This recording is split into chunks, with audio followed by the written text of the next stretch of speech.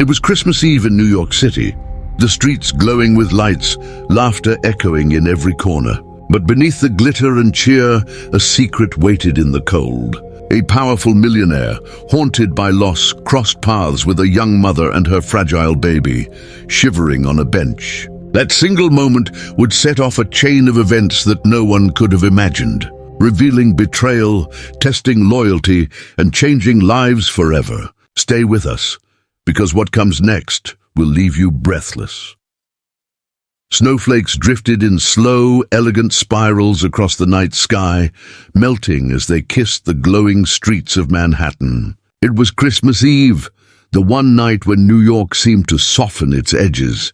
Storefronts blazed with lights, the Rockefeller tree towered like a jewel against the sky, and the sidewalks brimmed with laughter, music, and the smell of roasted chestnuts.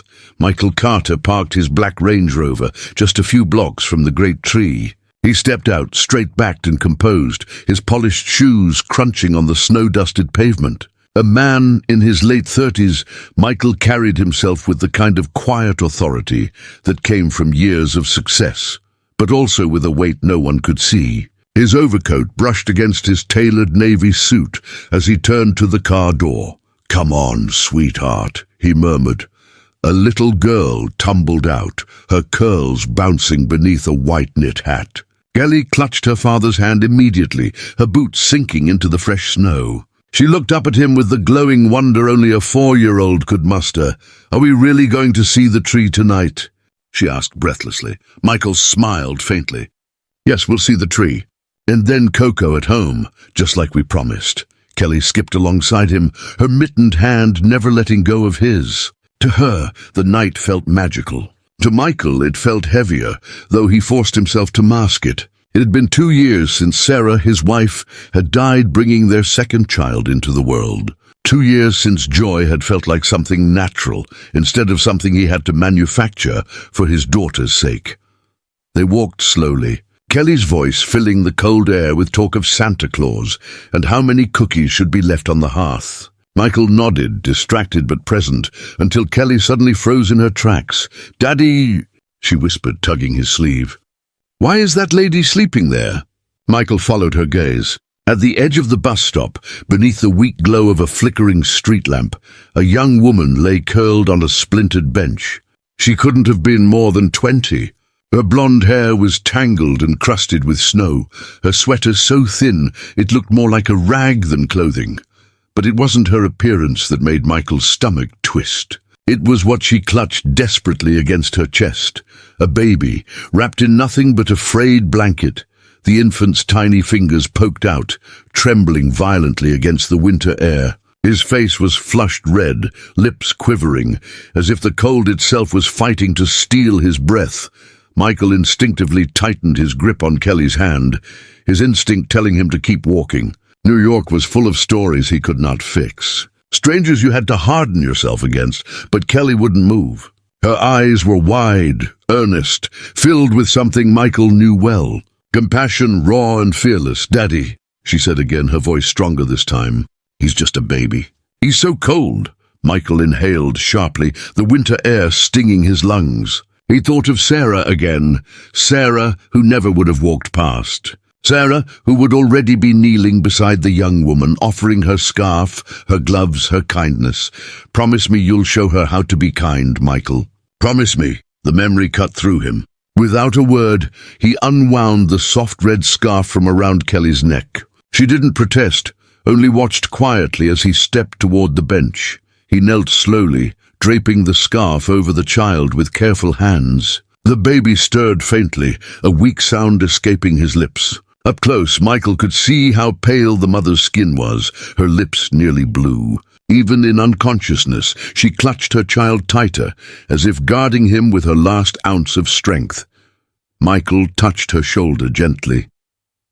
"Miss," he whispered, his voice low but urgent. "Miss, you can't stay out here tonight." She didn't move. Snow fell heavier now, the wind sharpening against his face. The city around them seemed to fade into silence.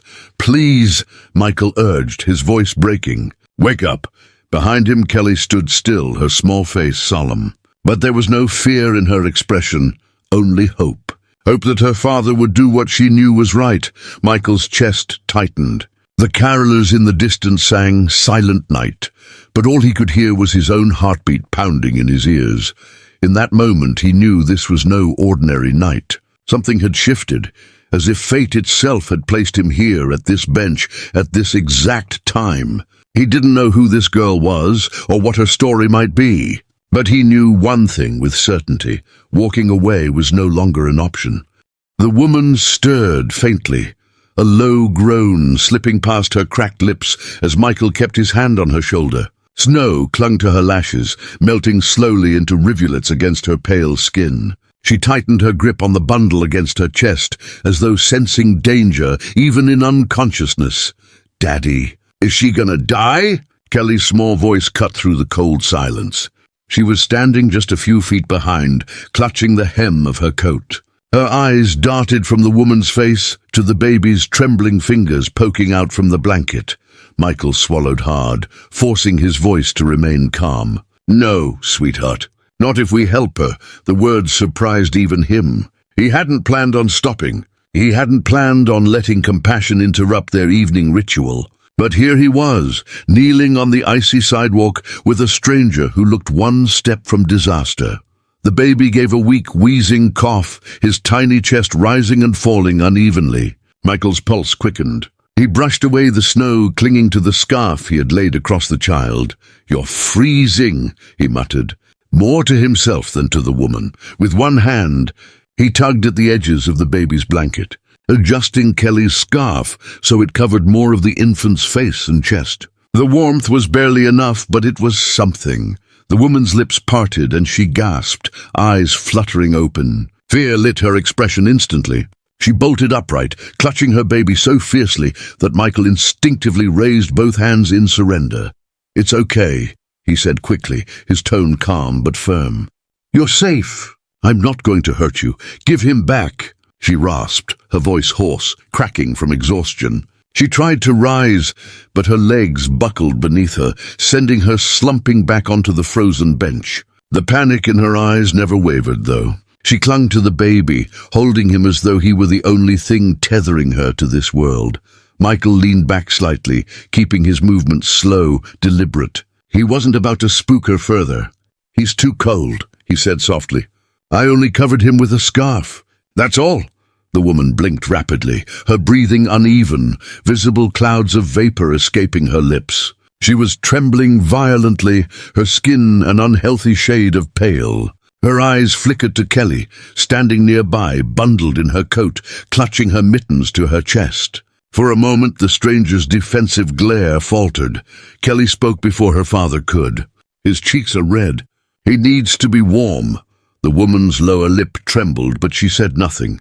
Michael studied her quickly, his mind running calculations like a reflex. She looked barely 20, with tangled blonde hair matted with melting snow. Her sweater was thin, threadbare, her jeans frayed at the knees. She had no gloves, no hat. Everything about her screamed exhaustion and hunger. But it was her eyes, deep circles etched beneath them, a hollow kind of desperation.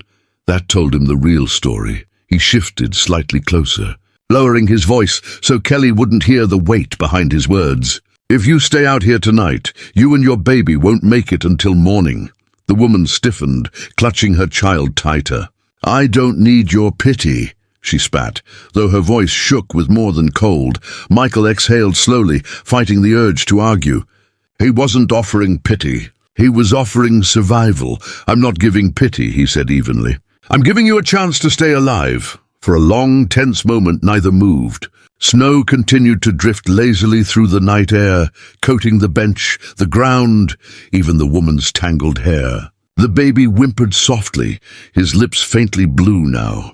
Michael felt Kelly's eyes on him. He turned slightly, and there it was again, that expression of hope, of expectation, as if she believed with complete certainty that her father would do the right thing. As if she was waiting for him to become the man her late mother had wanted him to be. He couldn't let her down. "Not tonight." Michael stood, pulling out his phone with gloved fingers. "What's your name?" he asked gently. The woman hesitated, then whispered, "Grace." Michael nodded. "Grace, my car's right there." He gestured toward the Range Rover parked along the curb, where warm air still fogged its windows. "I'll take you and your baby somewhere safe. A hotel just a few blocks away. You'll have heat, food, a place to rest." Grace's eyes narrowed. She looked between Michael's face and the waiting car. "Why?" she demanded, suspicion lacing her words. "Why would you do that for me?" Michael hesitated, caught off guard by the sharpness in her voice. But then he realized it wasn't anger. It was fear. Fear of being deceived, fear of being tricked into owing something she couldn't give. "Because it's Christmas Eve," he said simply, his tone steady, his gaze unwavering. "And no one should freeze on a bench with a baby tonight." Grace swallowed, clutching her child so tightly his tiny cries grew muffled against her chest. She shook her head. "People only help when they want something." Her voice cracked raw with bitterness. "I've learned that the hard way." The words struck Michael harder than he expected. Whoever this girl was, she'd been hurt, abandoned, betrayed enough times to believe kindness was always a trap. He saw it in the tension of her shoulders, in the way her body angled protectively around her baby. But then the infant coughed again, weaker this time, and Grace's mask faltered. Her eyes darted toward Michael, then back to the baby. Her lips trembled. Michael crouched once more, lowering his voice to a near whisper. "You can come with me or not." "But I'm not leaving him here to freeze." Grace froze. The storm inside her was written plainly across her face. Fear, pride, defiance, and a mother's desperation. Her arms shook as she looked down at her baby, whose breaths came shallow, uneven. Finally her voice broke, a whisper carried on the wind. "His name is Noah." Michael nodded slowly. "I'm Michael, and that's my daughter, Kelly." He gestured gently to the little girl standing quietly by the curb, watching the scene unfold with wide eyes. "We're going to help you, Grace, no strings. Just warmth." Grace's eyes filled with tears, but she blinked them away quickly, shaking her head as though refusing to show weakness.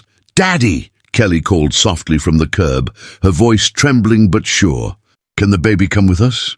Michael turned, his gaze shifting between his daughter's earnest face and Grace's broken one. Snowflakes caught in his hair, melting down his collar.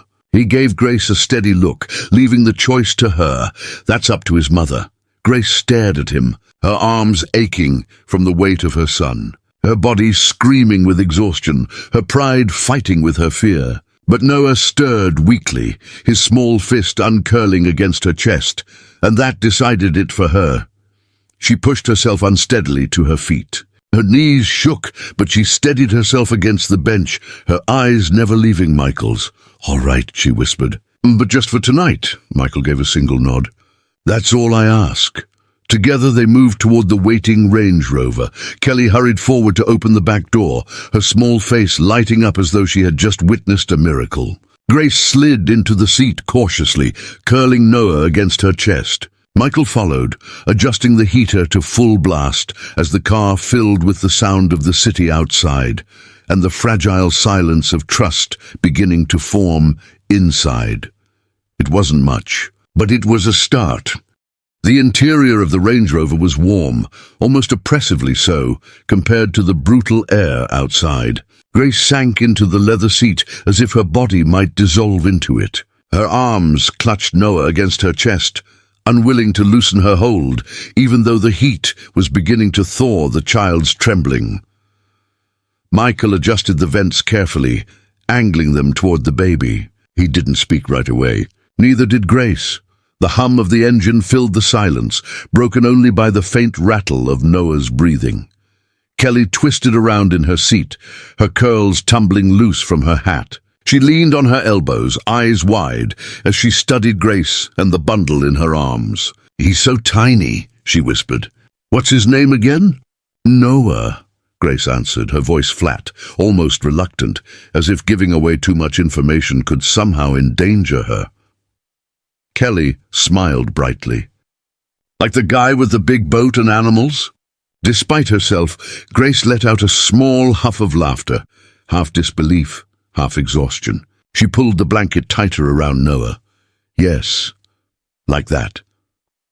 Michael's eyes flicked to the rearview mirror, watching Grace carefully. She had that look of someone who wasn't used to being looked after, wary, defensive, but so bone-deep tired that it cracked through every shield she tried to put up. "We'll head to the hotel," he said finally, his voice even, measured. "You'll be safe there tonight." Grace's gaze darted toward him sharply. "Hotel?" Her tone was suspicious. "What kind of hotel?"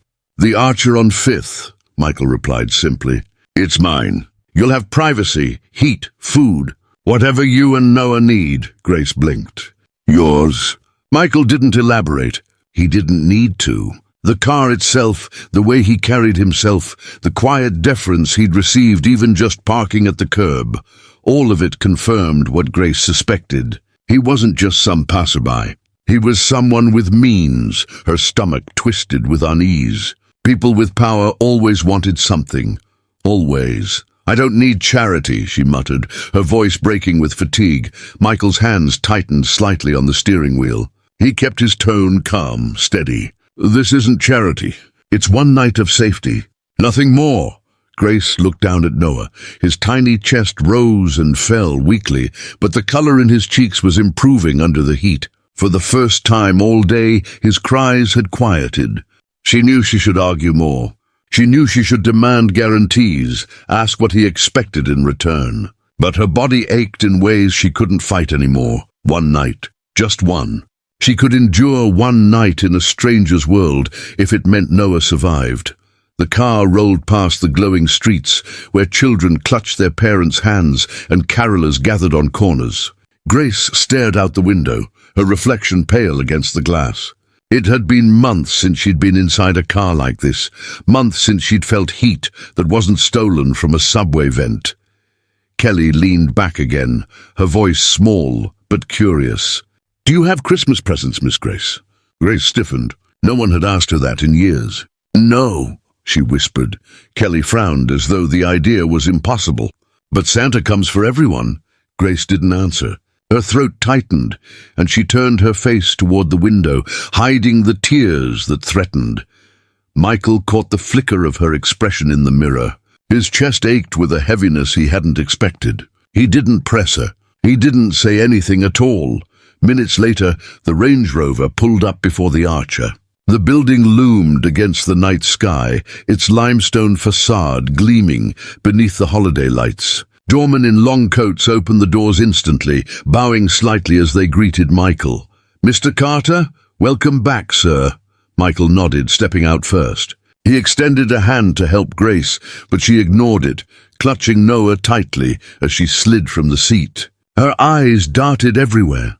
The chandeliers glowing inside, the brass revolving doors, the polished marble floors just beyond the glass. It was too much, too bright. "Too clean. This isn't for people like me," she whispered under her breath. Michael heard her but didn't respond. Instead, he guided Kelly inside, his hand hovering near Grace's back, but never touching. He knew enough not to corner her. Not yet. The lobby opened like something out of a dream. Crystal light spilled across polished stone, garlands and wreaths draped elegantly along the staircase banisters. Guests in designer coats passed through, their voices murmuring in hushed tones. Grace felt every eye on her, even if most didn't look. She clutched Noah tighter, her shoulders stiff with discomfort. "James," Michael called quietly to the concierge. "The Aspen Suite. Extra towels, baby supplies, and hot meals sent up immediately." "Right away, Mr. Carter," the man replied with professional warmth. His eyes flickered briefly to Grace, then back to Michael, but no questions followed. Grace's pulse hammered in her ears. She had expected pitying stares, whispers, maybe even judgment. Instead, everything flowed seamlessly. No one questioned her presence. No one shoved her back onto the street. Still, she felt like an intruder, like one wrong move would reveal her as the imposter she was. Michael led them to a private elevator. The ride up was silent, save for Noah's faint breaths and the quiet hum of the machinery. Grace stared at the buttons, her reflection fractured in the polished steel walls. When the doors opened, she stepped hesitantly into the suite. The room was enormous, with tall windows overlooking the snowy skyline. Plush couches were arranged before a roaring fireplace. and a king-sized bed sat adorned with crisp linens and pillows that looked too soft to touch. Grace froze in the doorway, clutching Noah. Her legs felt rooted to the carpet. "This isn't real," she whispered. Michael set Kelly down gently on the couch. He turned back to Grace, his voice quiet. "It's real, and it's yours tonight." Grace's throat closed. She didn't move, didn't breathe. Afraid it might all vanish if she let herself believe, Michael unbuttoned his coat and draped it over the back of a chair. Then he knelt to Grace's eye level. His voice was low but firm. "There's a bathroom through there. A shower, warm water. Food will be here soon. If you need formula or diapers, we'll have them sent up." Grace shook her head, tears slipping unbidden down her cheeks. "Why?" she whispered. "Why are you doing this?" Michael glanced toward the window, the glow of the city reflected in his eyes. His voice was steady, but it carried an ache he rarely let show. "Because 2 years ago, on Christmas Eve, my wife died bringing a child into this world. I couldn't save them, but tonight I can save you." Grace's lips parted, but no words came. She clutched Noah closer, burying her face against his tiny body as silent sobs shook her shoulders. For the first time in months, she wasn't outside in the cold. For the first time in months, Noah wasn't shivering in her arms, and for the first time in months, Grace allowed herself to hope that maybe, just maybe, tomorrow would come. The suite smelled faintly of cedar and something warm, like cinnamon from the garlands draped outside in the hallway. Grace stood rigid in the center of the room, the weight of Noah heavy in her arms, though he was barely 7 pounds. His tiny body had gone slack with sleep, the exhaustion of cold giving way to the warmth of the room. His breath puffed faintly against her chest. She still hadn't moved further inside. The plush carpet beneath her worn sneakers felt like foreign ground. Every detail of the room screamed wealth. The polished oak desk by the window, the velvet drapes tied back with silk cords, the fire crackling with neatly stacked logs that smelled faintly of pine. It was the opposite of every night she'd known for months. No damp shelter cot, no subway corner where she curled with her baby, while men eyed her with suspicion. No endless hunger gnawing her belly. "Grace!" Michael's voice was gentle but carried weight. The kind that made people listen without him raising it. He stood a few feet away, giving her space. "Sit, please. At least let yourself breathe." She shook her head slowly. "I can't." Kelly's small voice chimed in from the couch where she'd scrambled up, her curls glowing in the firelight. "Why not?" "It's comfy." She bounced once on the cushions to prove her point. "See?" The innocence in the child's tone made Grace's throat tighten. Kelly didn't see her as an intruder. She saw her as someone who belonged, someone who could simply sit, rest, and be safe. But Grace's whole life had taught her that safety was never free. "I don't belong here," she whispered finally. Michael studied her quietly for a moment before responding. His gaze was steady, unwavering, but not demanding. "For tonight you do." A knock at the door broke the fragile silence. Grace flinched, pulling Noah closer. Michael raised a hand slightly. "It's room service. Nothing else." The door opened to reveal a hotel employee wheeling in a cart draped in white linen. Silver-domed dishes released the smell of roasted chicken, buttered rolls, and steaming vegetables. Alongside it was a tray lined with bottles, a container of powdered formula, stacks of diapers, and a neatly folded baby blanket still wrapped in plastic. "Everything you requested." "Mr. Carter," the employee said with a polite bow of the head. "If you need anything further, just dial 0. "Thank you, James," Michael replied with quiet authority. When the door closed again, Grace stared at the cart as though it might vanish. Her legs shook, her mouth dry. The smell of food made her stomach twist painfully. She hadn't eaten a proper meal in days. But more than hunger was the ache of disbelief. It was too much, too easy. Michael moved to the cart and uncovered one of the dishes, releasing the savory steam of chicken and herbs. He set a plate on the table, added bread and vegetables, then gestured toward the chair. "Eat." Grace shook her head again. "No, I can't take this from you." "You're not taking it from me," Michael countered calmly. "This is yours, tonight." Her grip on Noah tightened until her knuckles went white. People always say that it's free, that there are no strings. But there are always strings. Her voice broke with bitterness. Michael's jaw tightened, but his tone remained gentle. The only string is that Noah doesn't go hungry tonight. That's it. Grace's lip trembled, tears threatening again. She blinked rapidly, refusing to let them fall. Kelly slid down from the couch, her small feet padding across the carpet. She walked up to Grace and peered at Noah's tiny face, the faint blush of warmth slowly returning to his cheeks. Then she looked up at Grace, her voice solemn in a way that only children can manage. My mommy always said, kindness is the only gift you can give that never runs out.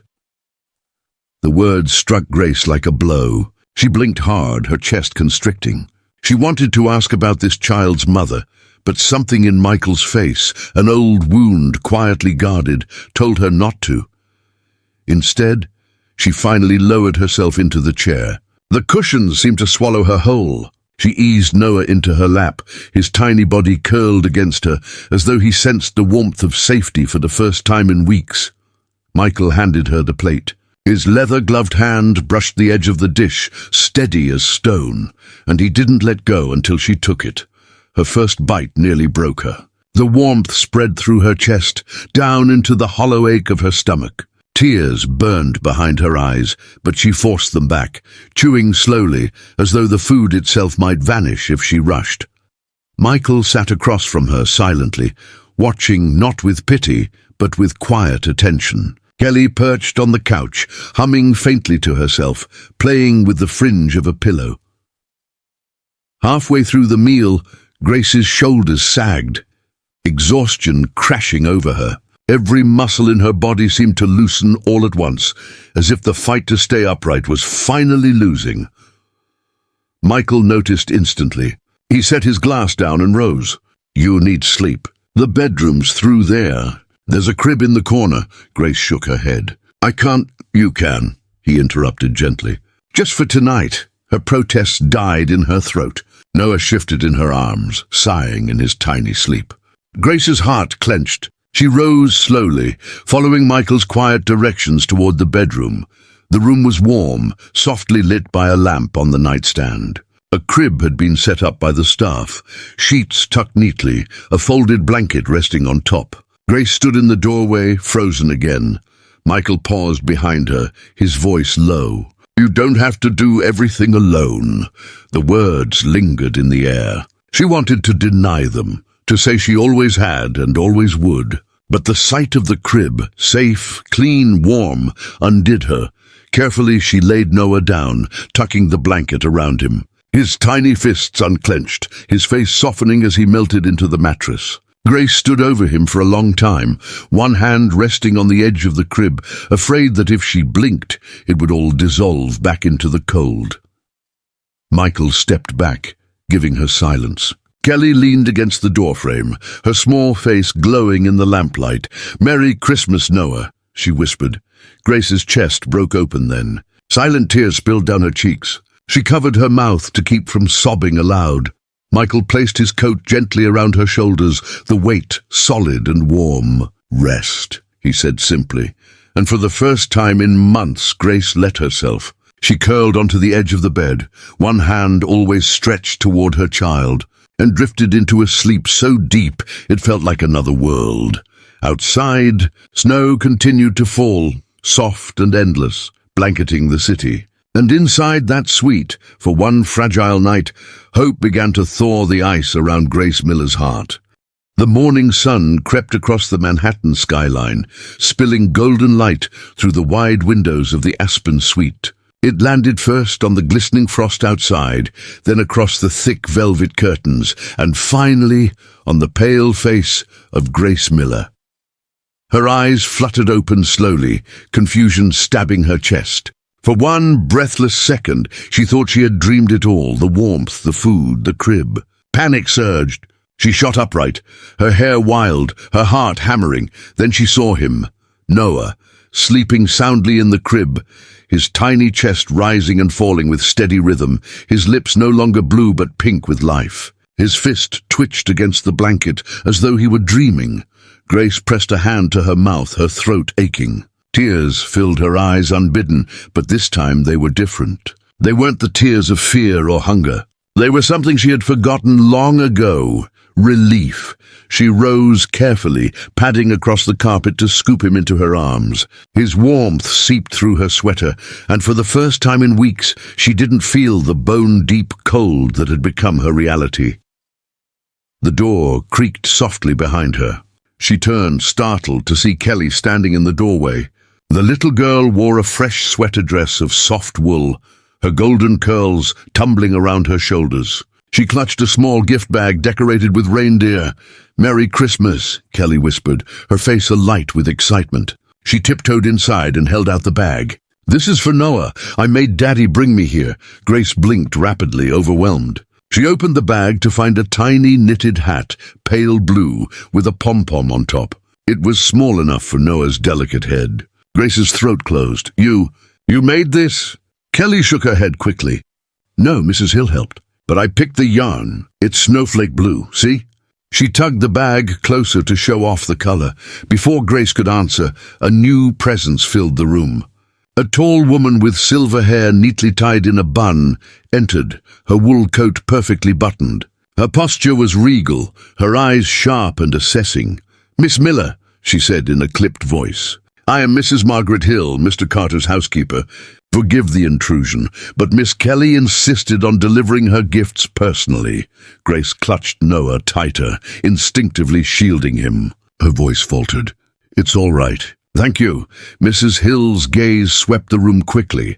The untouched tray of food from last night, the empty bottles of formula, Grace's worn clothes draped carefully over a chair. Her expression softened only slightly. "Mr. Carter asked me to check on you this morning. Do you need anything? More supplies, perhaps?" Grace shook her head immediately. "No, please thank him. We'll be out of your way soon." Mrs. Hill's eyes narrowed faintly. "There is no rush. The suite is reserved for the week." Grace froze, her eyes wide. "A week? I can't accept that." Mrs. Hill's gaze softened, though her tone remained firm. "Pride is a luxury, Miss Miller. Sometimes the braver choice is acceptance." Grace looked down at Noah, who shifted softly in her arms, his tiny breath warm against her chest. A week. The thought was terrifying and wonderful all at once. Before she could speak, Kelly tugged on Grace's sleeve.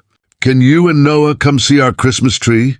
It's really big, and the lights change colors." Mrs. Hill frowned slightly. "Miss Kelly, I'm sure Miss Miller has her own plans."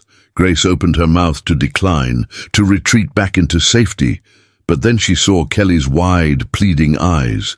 A spark of longing stirred inside her chest. When was the last time she had stood beside a tree glowing with ornaments? When was the last time she had been part of something that felt like family? "Actually," Grace whispered, her voice trembling, "we don't have plans." Kelly beamed. "So you'll come?" Before Grace could answer, another knock sounded at the door. Mrs. Hill opened it to reveal Michael Carter himself, dressed simply in dark jeans and a grey sweater. He looked less like the polished businessman of last night and more like a man at home. His eyes immediately found Grace, then Noah in her arms. "Merry Christmas," he said warmly. Grace swallowed hard, her voice barely audible. "Merry Christmas." Kelly darted forward, tugging her father's hand. "Daddy, can they come see our tree, please?" Michael glanced at Grace, his expression gentle but questioning. "That's entirely her choice." Grace hesitated, her body torn between fear and an aching desire she didn't want to admit. The desire to step out of survival and into something resembling life again. Finally, she nodded. "If it's not too much trouble." "It's no trouble at all," Michael said softly. Kelly clapped her hands in delight. Mrs. Hill's lips pressed into a thin line, but she didn't object further. Grace felt her heart pounding as she looked down at her worn clothes, embarrassed by the contrast to the grandeur around her. She whispered, almost to herself, "I don't have anything to wear." Michael seemed to hear her. "The boutique downstairs is open today. Choose what you need. Tell them to charge it to the Aspen Suite." Grace shook her head instantly. "I can't let you—" "Consider it a Christmas gift," he interrupted gently. An hour later, Grace stood in the lobby in clothes she hadn't chosen from a thrift bin. A cream sweater soft against her skin, jeans that actually fit, a coat that wrapped her in warmth she hadn't felt in months. Noah was bundled in a brand-new snowsuit, his tiny mittens a splash of blue against the cream blanket. When she stepped toward the revolving doors, Michael and Kelly were waiting, Kelly bouncing with impatience. For the first time since Sarah's death, Michael saw his daughter glow with a joy that wasn't shadowed by grief. And for the first time in far too long, Grace allowed herself a fragile hope that maybe this Christmas wasn't just another night to survive. Maybe it was the start of something she had stopped believing in, a future. The Range Rover glided through the snow-lined streets of Manhattan, sunlight bouncing off the icy sidewalks, turning the whole city into a mosaic of white and gold. For Grace, it was surreal. Just 24 hours ago, she'd been huddled on a frozen bench, terrified that Noah wouldn't survive the night. Now she sat in the back seat of a luxury SUV, her son warm in a new snowsuit, his tiny head cushioned against her chest. She kept her eyes fixed on the window, afraid to let Michael or his daughter see the turmoil storming inside her. People on the sidewalks carried bags wrapped in glittering paper, laughing and calling to one another. Families walked together, bundled in scarves, heading home to feasts and decorated trees. Grace's reflection in the glass looked like a stranger among them, her hollow cheeks, her tired eyes, her body stiff as though she didn't belong in this warmth. In this car, in this world, beside her, Kelly turned in her booster seat, her face glowing with excitement. "You'll love our tree, Miss Grace. It's huge, and Daddy says it takes 3 people to put the star on top." She leaned forward conspiratorially, lowering her voice. "But sometimes I think he pretends it's harder than it is, so he can make it a game." Grace felt a tug in her chest. Kelly's words were so natural, so filled with the simple trust of a child who had never been abandoned. Noah shifted against her, and she pressed her lips to his forehead, inhaling the sweet scent of baby shampoo the hotel staff had provided. She didn't answer Kelly, but her silence wasn't cold, just heavy, weighed down by years of loneliness. Michael drove quietly, his hands steady on the wheel, his gaze occasionally flicking to the rearview mirror.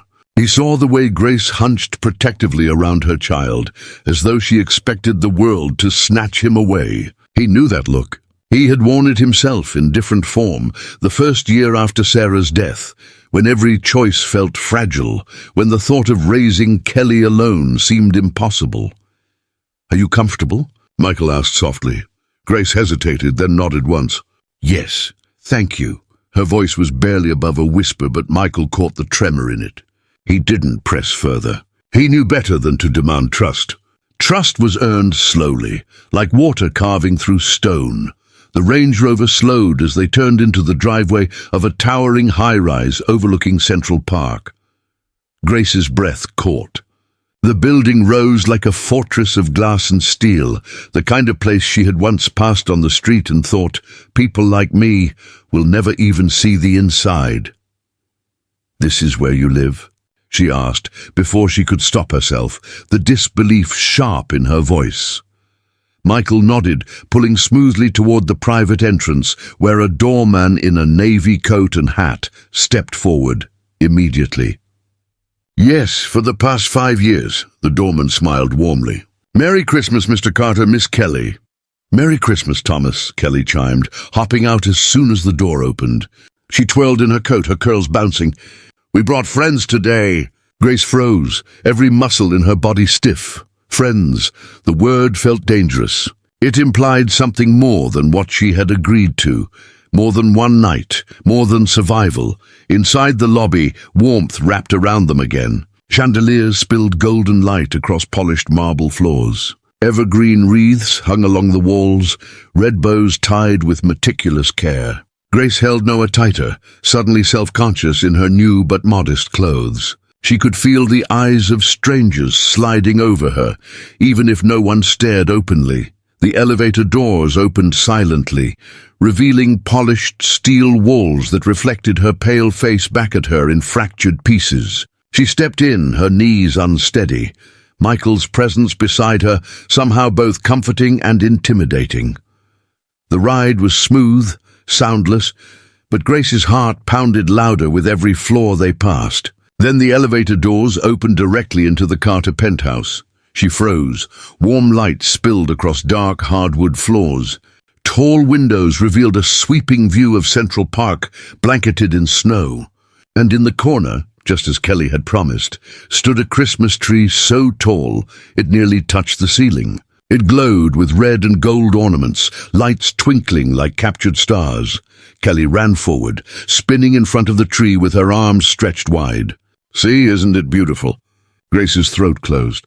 Her arms tightened around Noah as though shielding him from the beauty itself. Her eyes darted across the room, the expensive furniture, the grand piano gleaming in the corner, the photographs in silver frames along the mantel. Her life frozen in snapshots, Michael stepped inside calmly, unbuttoning his coat. He noticed the way Grace lingered at the threshold, her feet unwilling to move. He turned back, his voice softer now.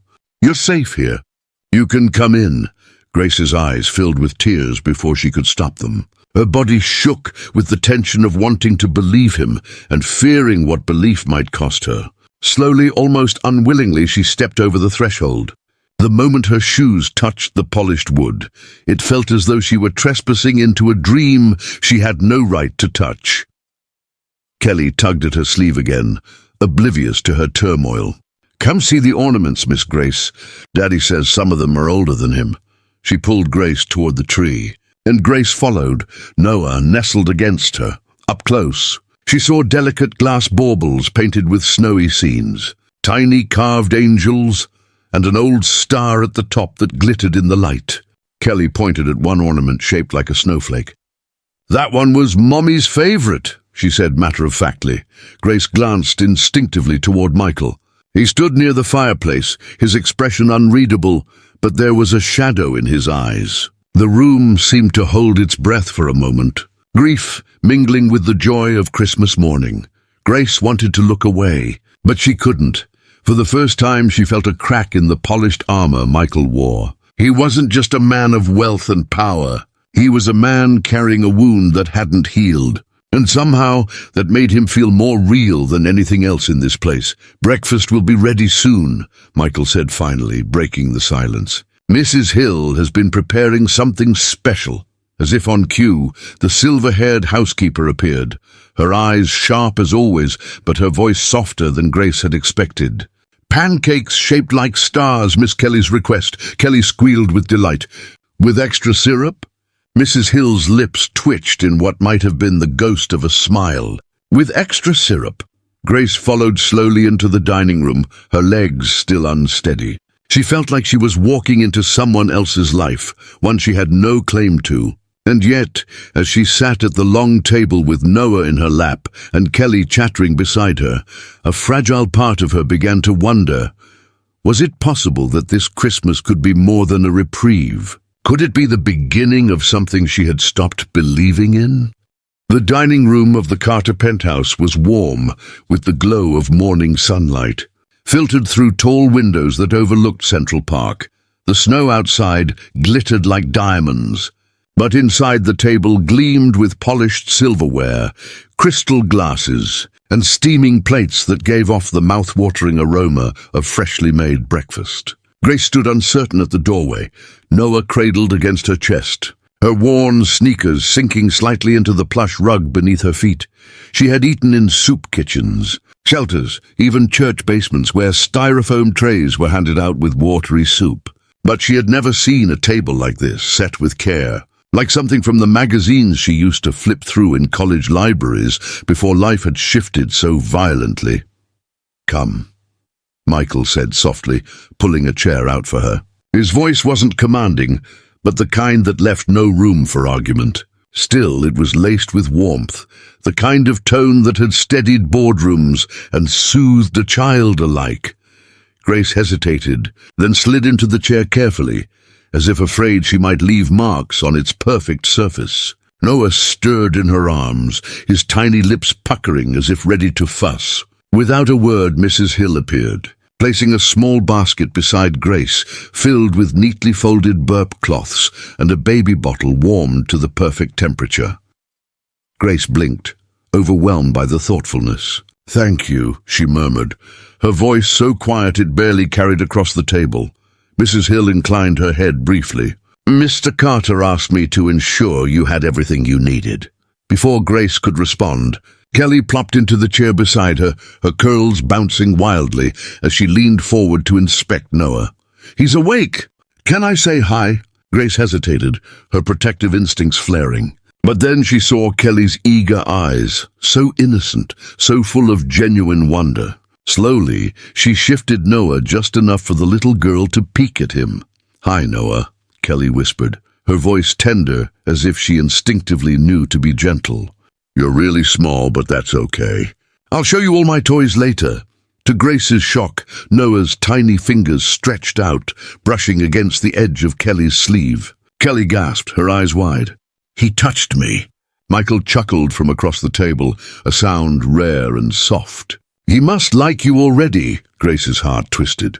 She wanted to shield Noah from everything, from everyone, but watching the bond forming between the little girl and her baby made something fragile stir inside her, something dangerously close to hope. Breakfast began. Mrs. Hill set down plates stacked with pancakes shaped like stars, crisp bacon, scrambled eggs, and a bowl of fresh fruit glistening like jewels. Kelly dove in with unrestrained delight, dousing her pancakes in syrup until they shimmered. Grace stared at her own plate, hands trembling slightly as she cut into the warm stack. The first bite nearly undid her, the sweetness, the heat, the sheer abundance of it. She had lived so long on crusts of bread, on food given grudgingly, on hunger gnawing her stomach until it felt like part of her. This was something she hadn't let herself dream about. She blinked back tears quickly, lowering her head so no one would see. Michael noticed, though. He didn't comment. He simply continued eating, his gaze gentle whenever it flicked her way, as though reminding her she didn't have to apologize for needing to be human. Halfway through breakfast, Kelly began telling stories about school, about her favorite book, about the snowman she wanted to build later.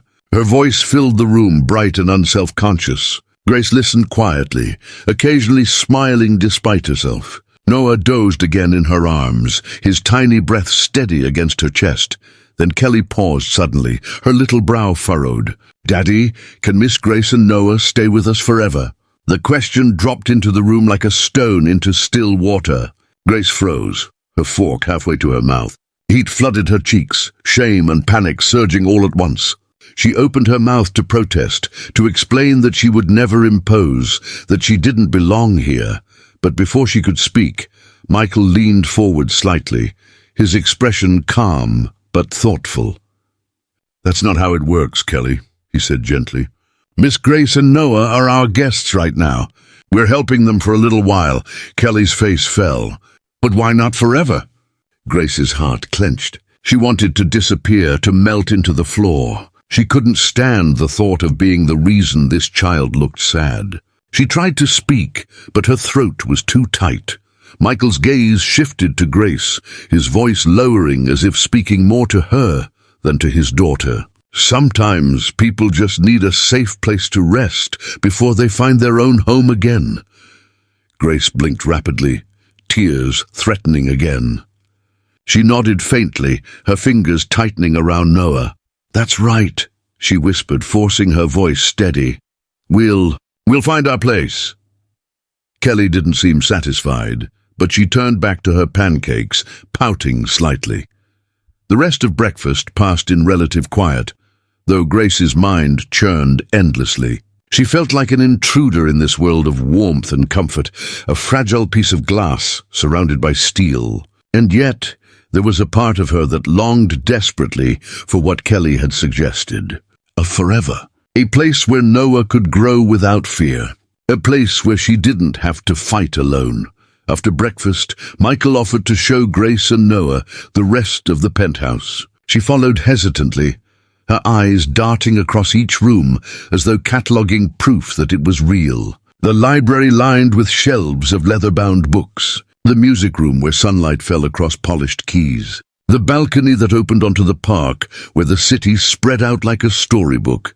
Grace couldn't speak. Birds felt too small. When they returned to the living room, Kelly was already kneeling by the Christmas tree, pulling out presents wrapped in red and gold paper. She waved them excitedly. "Santa came!" Michael crouched beside her, smiling faintly. "Looks like he did." Kelly handed one small box to Grace. "This one's for Noah." Grace blinked, startled. She shook her head. "No, we can't," but Michael stopped her with a gentle look. "Go on, open it." Her fingers trembled as she tore back the paper. Inside lay a tiny silver rattle, polished to a shine. Grace's breath caught. It was Kelly's when she was a baby, Michael explained softly. "I thought Noah might like it." Grace's vision blurred with tears. She couldn't find words. She simply clutched the rattle to her chest, overwhelmed by the weight of the gesture, and then Michael handed her another package, flat and rectangular. She hesitated, but curiosity tugged at her.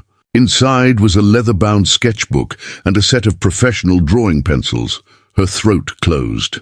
"I heard you studied art," Michael said, his voice quiet. "I thought you might want to draw again." Grace traced the cover with trembling fingers, memories flooding her, long nights in college studios, the smell of charcoal, the thrill of creating something from nothing. She hadn't touched real supplies in months, hadn't dared to dream of being an artist again. For the first time since meeting Michael Carter, she smiled, a real smile that reached her eyes. "Thank you," she whispered, and this time her voice was steady. Michael held her gaze for a long moment, something unspoken passing between them, and in that moment, Grace realized something terrifying. She wasn't just grateful. She wasn't just relieved. She was beginning to hope. The day stretched long inside the Carter penthouse, yet to Grace it felt like a dream that she feared would end at any second. After breakfast, Kelly insisted on showing her every corner of the home. Grace followed reluctantly, Noah bundled in her arms, his tiny breath steady against her chest. The living room opened into a wide hallway lined with framed photographs. Grace slowed when her eyes caught them, pictures of Michael with Sarah, a woman with warm eyes and chestnut hair, holding a newborn Kelly, wedding photos, candid snapshots in Central Park, birthdays with cakes bigger than Grace had ever seen. She paused before one in particular, Michael and Sarah laughing together. Kelly perched on Sarah's hip, all three glowing in happiness. Grace's chest tightened painfully. She realized she was standing in a house built not just of wealth, but of memories, of love that had been torn away, but still lingered like a ghost in every corner. Michael noticed her gaze as he walked beside her. His voice was quiet, almost reverent. Sarah loved Christmas. She'd start planning in October. By Thanksgiving, the tree was already ordered. Grace turned slightly, embarrassed at being caught staring. She was. "Beautiful," Michael nodded, his jaw tightening. "She was." His eyes lingered on the photo for one more breath before he gently guided them forward. Kelly dragged Grace into her room next. It was like stepping into another world. Shelves overflowing with picture books, dolls neatly arranged in rows, a bed covered in a quilt of bright colors. Kelly darted around, proudly pointing out each toy as though giving a tour of a museum. "This is Mr. Whiskers. He's been with me since I was a baby. And this is my tea set. Daddy doesn't like tea, but he pretends." She giggled. Grace smiled faintly, lowering Noah onto one of the quilts so Kelly could peek at him. Noah blinked up at the bright colors, his small hands reaching toward the ceiling. Kelly gasped, as though she'd never seen anything more amazing. "He likes it. He's looking at the stars." She pointed at the quilt's stitched constellations. For a moment, Grace felt her chest swell with something dangerously close to joy. Watching her son interact with another child, seeing him in a space that wasn't hostile, wasn't cold. It was almost too much to bear. Later, Mrs. Hill called them to the kitchen, where she prepared hot cocoa with tiny marshmallows for Kelly and coffee for Michael. She even set down a steaming mug for Grace. Grace wrapped her fingers around it, savoring the warmth, the smell, the rare moment of being treated like more than a burden. The hours slipped by in quiet. Simple rhythms. Kelly building a puzzle on the rug. Michael reading documents from his laptop. Grace sketching softly in her new book, while Noah napped beside her. The silence wasn't heavy. It was the kind of silence families carried, each person absorbed in their own world, but still tethered by invisible threads. As the afternoon light dimmed into amber, Michael set his laptop aside. He leaned back, his gaze drifting toward Grace's sketchbook. "May I see?" he asked gently. Grace stiffened, clutching it to her chest instinctively. "They're nothing, just practice." Michael's eyes softened. "You studied art, that means something. May I?" For a long moment she hesitated. Then, with trembling fingers, she handed it over. Michael opened it slowly, his eyes scanning the pages with care. The first sketch was of Noah sleeping, his tiny face peaceful. Another of Kelly laughing, curls bouncing as she pointed at the Christmas tree. One was of Michael himself, though rough, his jawline sharp, his eyes distant, almost haunted. He lingered on that one. His voice dropped, steady but carrying weight. "You see more than most people notice." Grace's cheeks burned. "It's just lines." "No," Michael said firmly. "It's truth."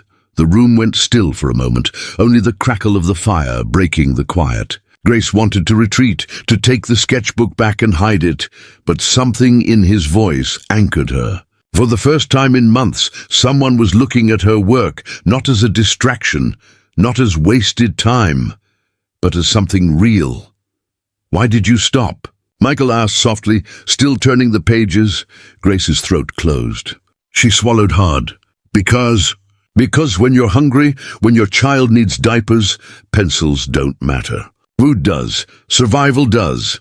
Michael's eyes lifted to hers, steady, unwavering. "Maybe, but survival without dreams isn't living. And you still have both." The words cut straight through her defenses. She looked away, blinking back tears, her arms curling tighter around Noah. She didn't trust herself to respond. That evening, as the sky darkened and the city lights flickered to life, Michael suggested they join him for dinner in the formal dining room. Grace wanted to refuse, to hide in the suite, to keep herself from sinking deeper into a world that wasn't hers. But Kelly begged, tugging her sleeve with pleading eyes, and Grace found herself nodding despite her fear. The dining room was bathed in candlelight. Silver candlesticks lined the table, flames casting warm shadows against the walls. The food was plentiful. Roast chicken, mashed potatoes, green beans glazed with almonds. Grace ate slowly, savoring each bite, guilt and gratitude warring inside her. At one point, Kelly turned suddenly, her eyes bright. "Daddy, can Miss Grace and Noah live in the guest house in Connecticut? Then we could see them every day." Grace froze mid-bite, panic stabbing her chest. She opened her mouth to protest, but Michael's calm voice interrupted. "That's not a decision we make at the dinner table," he said gently. He looked at Grace, his eyes steady, searching. "But maybe we can talk about it later." Grace's fork slipped against her plate. 1,000 thoughts collided. Fear of dependence, fear of losing everything when it ended, fear of wanting too much. After dinner, when Kelly had fallen asleep curled against Mrs. Hill, Michael walked Grace back toward the suite. The hallway was quiet, the only sound their footsteps against polished floors. At the door, Grace shifted Noah in her arms. Her voice was low, hesitant. "Why are you doing this, really? You don't even know me." Michael paused, his hand resting lightly on the doorframe. His gaze was distant, pained. "Because 2 years ago, when Sarah died, I promised her I would raise Kelly to believe in kindness, that I would show her it mattered more than anything else. I haven't always kept that promise. But when Kelly saw you and Noah last night, I realized this was my chance to try again." Grace's heart lurched. She stared at him, words trapped in her throat. Finally she whispered, "I don't know how to trust this." "Or you?" Michael's eyes softened. "Then don't trust me. Trust the warmth in Noah's cheeks tonight. Trust the food in your stomach. Trust the roof over your head. Start there. The rest can wait." With that he stepped back, his presence filling the hallway with quiet strength. Grace slipped into the suite, her chest heavy with emotions she couldn't name. She laid Noah gently in the crib, then sat on the edge of the bed, the silver rattle still in her hand. For the first time in so long, she wasn't calculating how to survive tomorrow, For the first time, she let herself wonder if tomorrow might bring something more. The following morning, sunlight streamed through the tall windows of the Aspen suite. Grace stirred, disoriented at first. The mattress beneath her was soft, too soft compared to the cold, unyielding benches or shelter cots she had grown used to. For a moment she panicked, heart pounding, until her eyes fell on Noah sleeping peacefully in the crib beside her. His little chest rose and fell with steady breaths, his cheeks pink with warmth. Only then did she allow herself to exhale. She rose quietly, careful not to wake him, and padded barefoot across the thick rug toward the window. Outside, New York glistened beneath a fresh layer of snow. The streets below bustled with Christmas morning excitement, families hurrying with wrapped gifts, children dragging sleds, taxis honking impatiently. It looked like a painting, a world so far from the one she had inhabited just days ago. Grace pressed her palm against the glass, her breath fogging the cold pane. It felt unreal, as if she had stepped into someone else's life, borrowed a moment that didn't belong to her. A soft knock broke her thoughts. She froze, immediately tense, but a small voice came through the door. "Miss Grace?" "It's me." "Kelly." Grace quickly pulled on the robe the hotel had given her and opened the door. Kelly stood there in a red velvet dress, tights bunched at her ankles, curls bouncing around her face. She held a gift bag almost as big as her torso. "Merry Christmas," she declared, bursting into the room before Grace could say anything. Behind her stood Mrs. Hill, elegant as ever in her wool coat, silver hair neatly pinned. She offered a polite nod. "Mr. Carter asked me to accompany Miss Kelly. She insisted on bringing gifts." Grace's cheeks warmed with self-consciousness.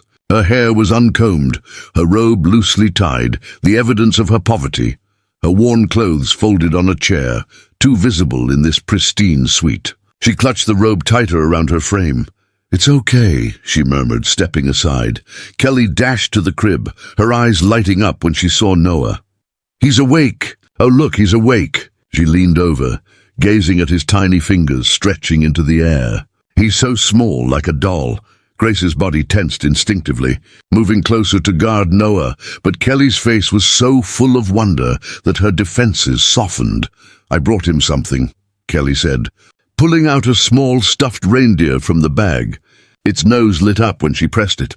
"It's Rudolph. He'll keep Noah company." Grace's throat tightened. She hadn't expected this simple, innocent generosity. She blinked quickly, forcing the sting of tears away. "Thank you," she whispered. "That's very kind." Mrs. Hill remained near the door, her eyes scanning the room with practiced sharpness. She took in the untouched breakfast tray from the night before, the hotel robe draped on Grace, the sketchbook open on the desk with drawings scattered across the page. Nothing escaped her notice. "Mr. Carter asked me to check if you needed anything," she said. Her tone was clipped, but there was no hostility in it, only the firm professionalism of someone long accustomed to keeping order. Grace felt suddenly small, exposed. "We're fine," she said quickly. "We'll be out of your way soon." To her surprise, Mrs. Hill's expression softened just slightly. "There is no rush, Miss Miller. The suite is reserved for the week." Grace's eyes widened. A week in a place like this would cost more than she had ever seen in her life. Her instinct was immediate rejection. "I can't accept that." "Sometimes," Mrs. Hill interrupted gently, "acceptance is braver than refusal. Pride is a luxury for those who have choices." The words struck deep. Grace lowered her gaze, clutching Noah tighter. Before she could reply, Kelly tugged her sleeve. "Do you want to come see our Christmas tree? It's huge and has lights that change colors." Grace hesitated, glancing at Mrs. Hill. "Miss Kelly," the older woman began, "I'm sure Miss Miller and her baby—" "We don't have plans," Grace interrupted softly. She surprised herself by saying it, but when she looked at Kelly's eager face, she couldn't bring herself to refuse. Kelly beamed. "So you'll come?" Daddy said maybe. At that moment, another knock sounded. The door opened and Michael stepped in. He wasn't in his formal suit this time, but in a navy sweater and dark jeans. The sight of him in casual clothes startled Grace. He looked younger somehow, softer yet still carrying that quiet gravity. "I thought I might find you here," he said. smiling first at Kelly, then at Grace. His eyes lingered on her a moment longer than she expected, and she felt a flicker of heat rise in her cheeks. Kelly bounded over to him. "Daddy, can Noah come see our tree?" "Please, please!" Michael's gaze shifted to Grace, his expression steady but respectful. That's entirely up to Grace. Grace's heart pounded. She could retreat, guard herself, keep the boundaries clear. Or she could accept, for Noah, for herself. For this fleeting chance at warmth, that would be nice, she heard herself say. "If it's not too much trouble," Kelly squealed, throwing her arms around her father. Mrs. Hill's lips pressed into a thin line, but her eyes flicked to Grace with a warning. Grace understood perfectly. Don't get attached. Don't expect too much. Michael inclined his head. "Whenever you're ready." Grace glanced down at her threadbare sweater draped over the chair. "I don't have anything appropriate to wear."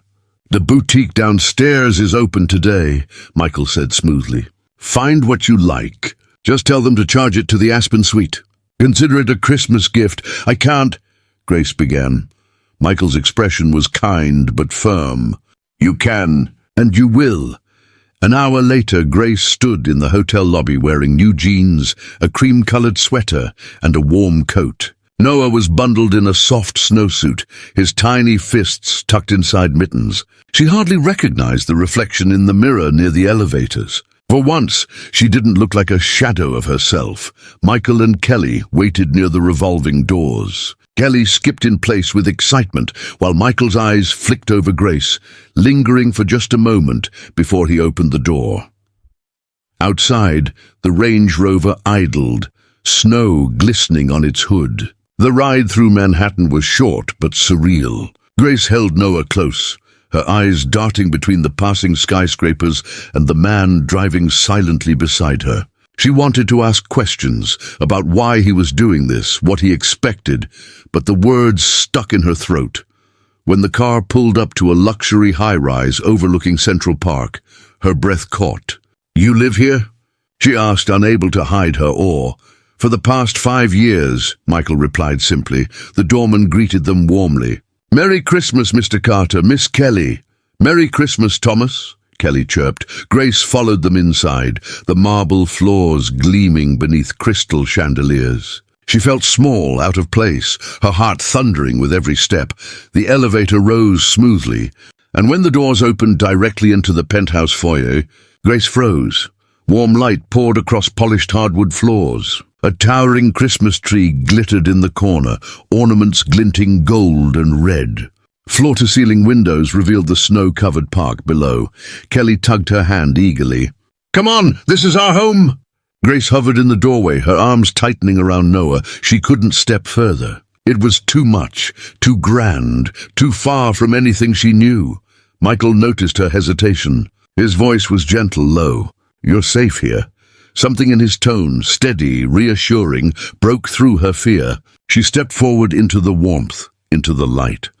The penthouse seemed to glow with a quiet magic that Grace had not felt in years. The towering Christmas tree in the corner sparkled with thousands of tiny white and gold lights, its ornaments gleaming with memories, some glass, some hand-painted, some clearly crafted by a child's hand. The scent of pine mixed with the faint aroma of cinnamon and baked goods drifting in from the kitchen. Grace stood frozen for a long moment, overwhelmed. Noah stirred softly in her arms, his small fingers brushing against her collarbone, and the simple weight of her son grounded her. She stepped forward hesitantly, her eyes darting from the polished hardwood floors to the sweeping view of Central Park, visible through the massive windows. Kelly ran ahead, her curls bouncing with excitement. "Come see the tree," she shouted, her voice echoing through the high ceilings. She knelt by the base of the tree, pointing to a small pile of gifts wrapped in glittering paper. Michael removed his coat, hanging it neatly by the door, and watched Grace with a calm patience. He didn't rush her. He seemed to sense her hesitation, her fear of stepping too far into a life that wasn't hers. "You don't have to be nervous," he said softly. "It's just a home." Grace almost laughed at that. Just a home? This was more like a palace than any home she had ever known. But when she looked at his face, at the sincerity in his eyes, she realized that to him, it wasn't about the wealth or the grandeur. It was about something else entirely. Mrs. Hill appeared then, carrying a tray of mugs filled with steaming hot chocolate. "Breakfast will be ready shortly," she announced, her tone brisk but not unkind. She set the tray on a low table by the fireplace, her sharp gaze flicking toward Grace and Noah. "There's one prepared, without too much sugar, for the little one. When he's old enough." Grace blinked at the detail, her lips parting slightly. Even here, in this house where she felt like an intruder, someone had thought of Noah. Kelly hurried over, tugging Grace's sleeve. "Sit by the fire with us, please." Grace allowed herself to be led to the sofa. She settled carefully, still cradling Noah, while Kelly curled beside her. Michael sat across from them, his posture relaxed but his eyes thoughtful. As though studying a puzzle he couldn't quite solve, Noah fussed softly, and Grace instinctively rocked him, humming under her breath. The tune was faint, a lullaby she remembered from childhood, one her mother had sung to her before everything had fractured between them. The sound filled the quiet space, gentle and fragile. When she glanced up, Michael's gaze was fixed on her.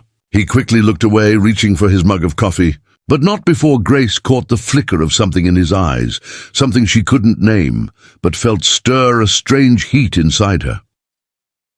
Breakfast was a lavish spread, laid out on a long dining table. Fluffy pancakes shaped like stars, crisp bacon, golden croissants, and fresh fruit that gleamed under the chandelier's light. Mrs. Hill moved efficiently between the kitchen and the table, her motions precise, honed from years of discipline. Grace sat at the far end, her nerves tight as she watched Kelly chatter endlessly. The child's joy was contagious, her giggles filling every corner of the room. Noah, still too young to partake in the feast, rested in a bassinet brought to the table just for him. He stared up at the ceiling with wide, curious eyes.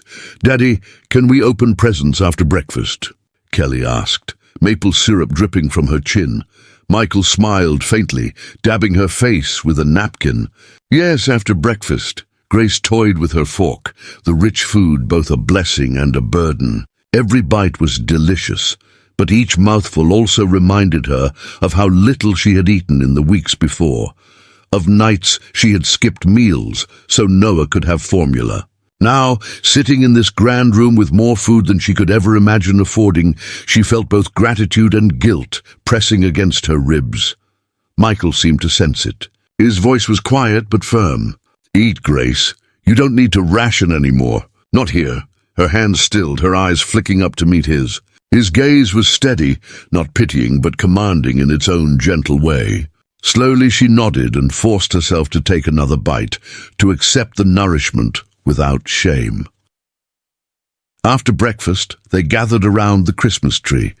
Kelly dove eagerly into the pile of gifts, squealing with delight at each new discovery, a set of paints, a dollhouse, storybooks bound in bright covers.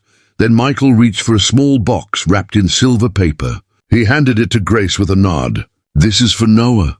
Grace hesitated, then unwrapped it carefully, her fingers trembling. Inside was a tiny silver rattle, simple yet elegant. It was Kelly's, Michael explained softly. "She had it as a baby." "I thought maybe it was time to pass it on." Grace's breath caught. She ran her fingers over the smooth metal, her chest tightening with emotion. "It's beautiful," she whispered, blinking hard against tears. Kelly bounced beside her. "Now Noah has something from our family." Michael's eyes softened at his daughter's words, but he said nothing. Then he reached for another package, this one flat and rectangular. He handed it to Grace. "This one is for you." Confused, she unwrapped it slowly. Inside was a leather-bound sketchbook and a set of professional drawing pencils. Her hands froze. She looked up at him, wide-eyed. "You? How did you?" "Kelly told me," Michael said gently, "that you used to draw. I thought maybe you'd want to start again." For the first time in months, maybe years, a real smile broke across Grace's face. Not the polite, strained smile she offered strangers. A true smile, born of something she thought she had lost forever. "Hope." "Thank you," she whispered, her voice steady despite the lump in her throat. Michael inclined his head, saying nothing more. But in his eyes there was a quiet satisfaction, as if her smile itself was the gift he had been waiting for. The rest of the day unfolded in moments Grace never thought she would experience again. Kelly showed her each ornament on the tree, explaining their history with the seriousness of a curator in a museum. Michael prepared hot chocolate in the kitchen, sprinkling tiny marshmallows on top while humming a tune Grace didn't recognize. Mrs. Hill moved silently through the house, her edges softening slightly every time she glanced at Grace cradling Noah. By the time the afternoon sun dipped low over Central Park, Grace felt something dangerous growing inside her, a fragile sense of belonging. She told herself it was temporary, that by the week's end she and Noah would be gone, back to the uncertainty of shelters and streets. But as she sat on the sofa, Noah asleep in her arms, Kelly leaning against her side, Michael sitting across the room with that quiet, unreadable gaze, she allowed herself just for a moment to believe in the possibility of more. That evening, when Mrs. Hill tucked Kelly into bed and Michael walked Grace back to her suite, the city lights glittered beyond the windows like stars brought down to earth. At the door, Michael paused. His voice was low, steady. "I know this is overwhelming, but you're safe here, and you don't have to carry everything alone anymore." Grace swallowed hard, her throat tight. She wanted to believe him. She wanted to trust. But trust was a luxury she had learned could be shattered in an instant. Still, when she whispered good night, her voice carried something it hadn't carried in months, not just gratitude, but the faintest flicker of hope. That night Grace hardly slept. The Aspen suite was warm and safe, the bed soft, the blankets heavy with comfort, yet her mind refused to quiet. She lay awake, watching Noah in the crib beside her, listening to his soft breathing. Every time she closed her eyes, she saw Michael's face, his steady gaze as he handed her the sketchbook, his quiet voice telling her she didn't have to carry everything alone. No one had spoken to her like that in years, not since before Noah was born. She sat up, clutching the sketchbook to her chest.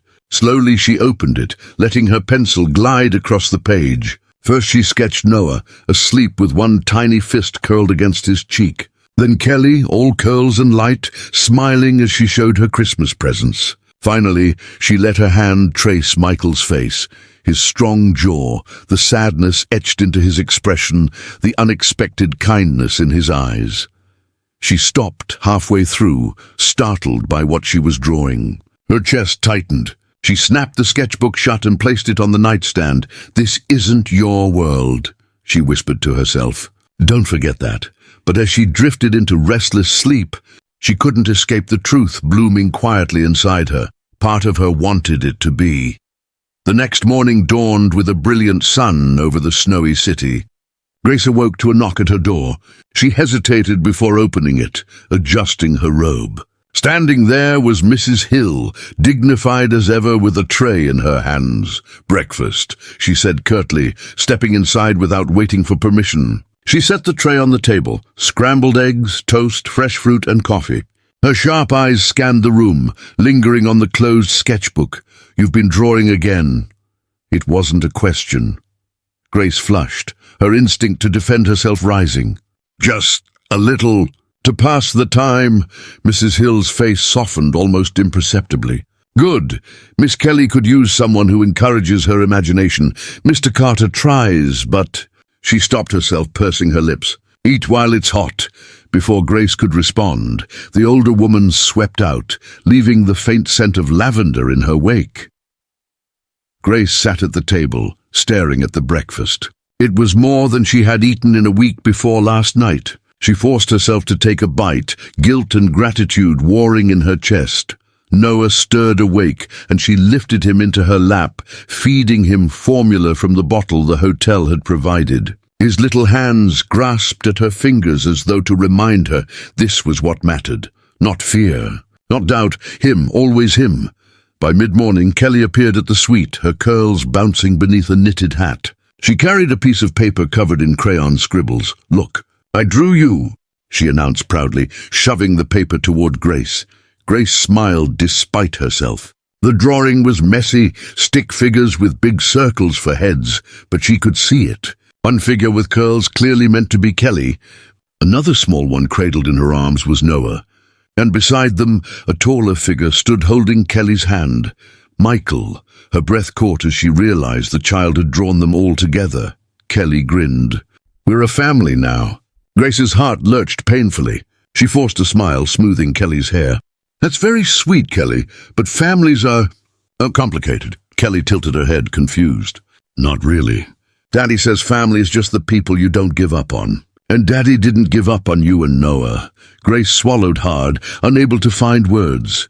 Michael appeared then, his presence filling the doorway. He was dressed casually again, dark jeans, a grey sweater. He carried a folder in one hand, his expression serious but softened when he looked at Grace and the children together.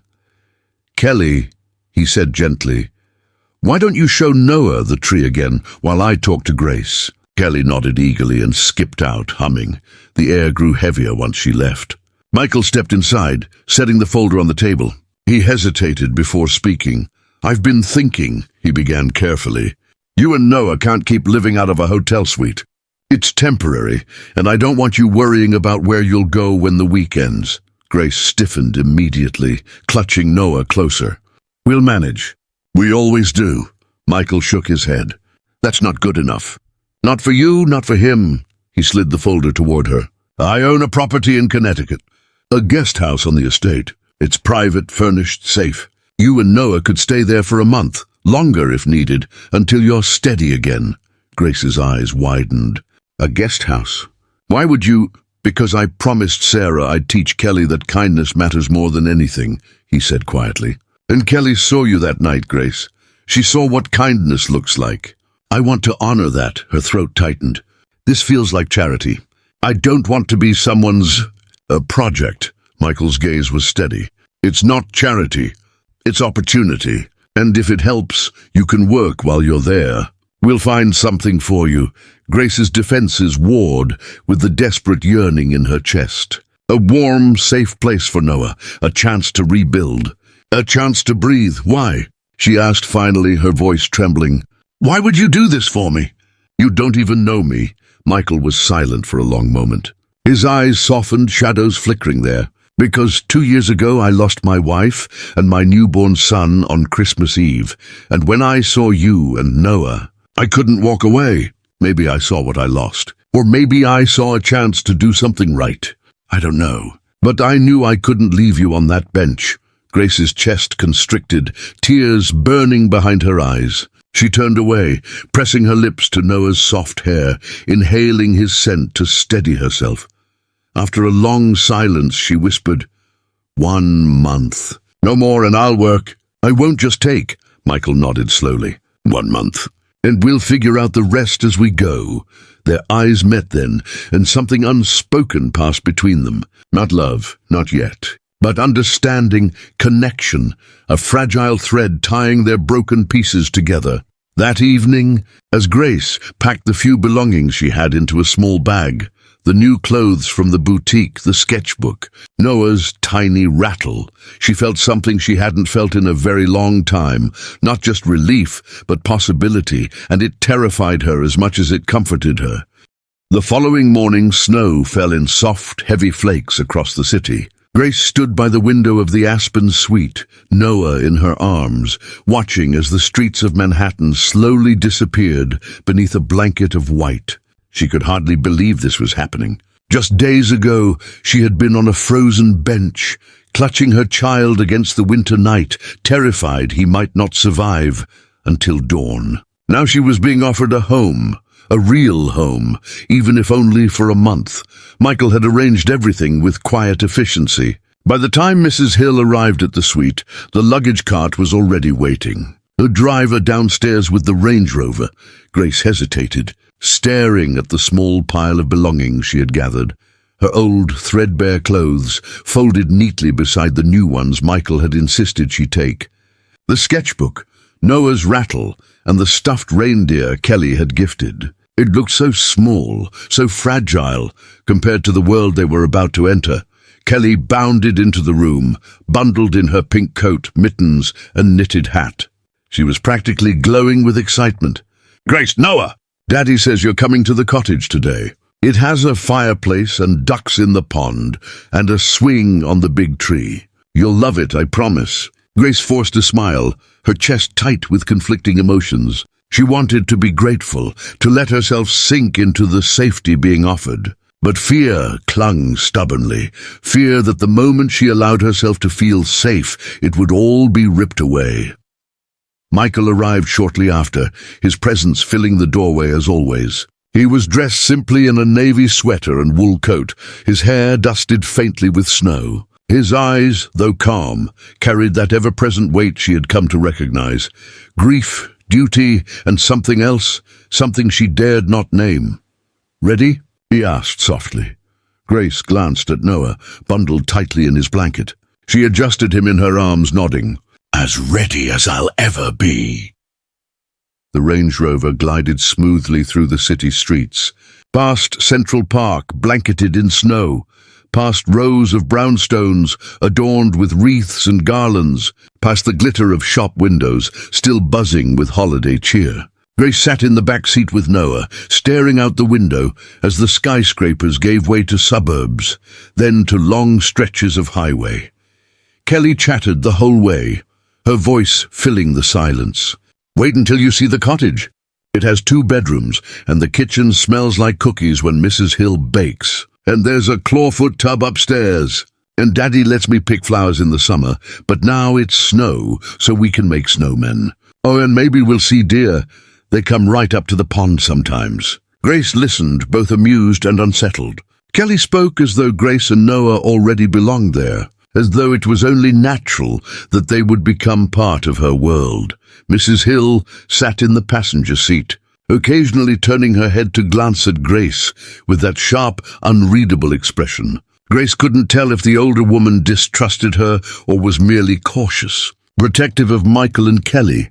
Either way, the scrutiny made her sit straighter, clutch Noah tighter. Michael drove in silence, his hands steady on the wheel, his eyes fixed on the snowy road ahead. Only once did he glance into the rear-view mirror, his gaze meeting Grace's briefly. She looked away quickly, her heart stuttering at the intensity of it. 2 hours later, the city was far behind them. The Range Rover turned down a long tree-lined drive, flanked by stone walls. Through the falling snow, Grace caught her first glimpse of the Carter estate. It was breathtaking. A sprawling stone manor house stood proudly on a hill, its windows glowing with warm light. Surrounding it were acres of rolling fields, clusters of bare maple and oak trees, and in the distance the shimmer of a frozen pond. But Michael didn't stop at the manor. Instead, he followed a smaller road that branched off, winding through the trees until a charming 2-story cottage came into view. It was rustic yet elegant, built of stone and timber, with a wraparound porch dusted in snow and smoke curling from the chimney. Grace's breath caught. She had seen places like this only in magazines, never imagining she would set foot in one. "This is the guest house," Michael explained as he pulled to a stop. His voice was calm, almost casual, but she sensed the intention beneath it. He was offering her not just shelter, but dignity. It was renovated a few years ago. "It's yours for as long as you need." Grace stared, unable to move. Kelly was already out of the car, bounding up the porch steps and flinging open the front door with a triumphant, "Welcome home." Mrs. Hill stepped out, brushing snow from her coat. She opened Grace's door, her sharp gaze softening slightly. "Come, Miss Miller. Let's get the baby out of the cold." Grace nodded numbly, clutching Noah as she stepped onto the snow-dusted ground. The air was crisp and sharp in her lungs, but the sight of the cottage, glowing warmly against the winter backdrop, felt almost unreal. Inside, the cottage was even more beautiful. The main room had an open floor plan, with a large stone fireplace at its center already crackling with flames. Comfortable furniture in soft neutrals filled the space, while the kitchen gleamed with modern appliances. Upstairs, 2 bedrooms waited, one already prepared with a crib and soft blankets. Grace stood in the middle of the living room, overwhelmed. She turned slowly, taking it all in. The polished wood floors, the cozy rugs, the thoughtful details. It was more than she had dared to dream of. "Food is stocked in the kitchen," Mrs. Hill explained briskly. "Linens are in the closet upstairs. The phone connects directly to the main house. If you need anything, dial 0. She paused, her sharp eyes fixing on Grace. "This is a gift, Miss Miller. Do not mistake it for charity. Mr. Carter sees something in you. Don't waste it." Grace swallowed hard, nodding. "I won't." Mrs. Hill gave a short nod, then ushered Kelly back toward the door. "Come along, Miss Kelly. Let's let them settle in." Kelly pouted. "But I want to stay." "You'll see them tomorrow," Mrs. Hill said firmly, guiding her out. Michael lingered by the door. His eyes swept over Grace and Noah, then the room, as though making sure everything was as it should be. Finally, his gaze returned to her. "You're safe here," he said simply. "Rest, breathe, take care of Noah. That's all I ask." Grace wanted to thank him, but the words tangled in her throat. She could only nod. Michael's eyes softened, and for the briefest moment something passed between them, something unspoken but undeniable. Then he stepped outside, the door closing gently behind him. That night, after Noah was fed and bathed in the deep kitchen sink, Grace laid him in the crib upstairs. For the first time in his short life, he slept in a real bed meant for him, his cheeks warm, his tiny fists relaxed. Grace stood at the window of the bedroom, looking out at the snow-covered grounds, the distant lights of the manor house glowing through the trees. She pressed her hand to the cold glass, her heart heavy with fear and wonder. "This can't last," she whispered to herself. "Don't get used to it." But when she turned back to Noah, peaceful and safe, she allowed herself just for tonight to believe. She sat at the small desk in the corner, opening her sketchbook. Her pencil moved almost of its own accord, sketching the cottage, the fireplace, Noah asleep in his crib, Kelly's smile, Michael's steady eyes. For the first time in months, she wasn't drawing survival. She was drawing hope, and hope, fragile as it was, felt like the most dangerous gift of all. The first morning in Connecticut dawned quietly. Grace woke to a silence she had almost forgotten could exist. No honking taxis, no shouting on street corners, no rattling shelter doors being slammed in the middle of the night. Only the faint creak of the cottage's old timber, the whisper of wind through bare branches, and the occasional crackle of embers in the fireplace downstairs. For a moment she lay still, unsure where she was, until her eyes fell on the crib near the bed. Noah was awake, staring at the ceiling beams, gurgling softly to himself. His tiny hands curled and uncurled, as if he were trying to grasp the morning light streaming in through the frosted window.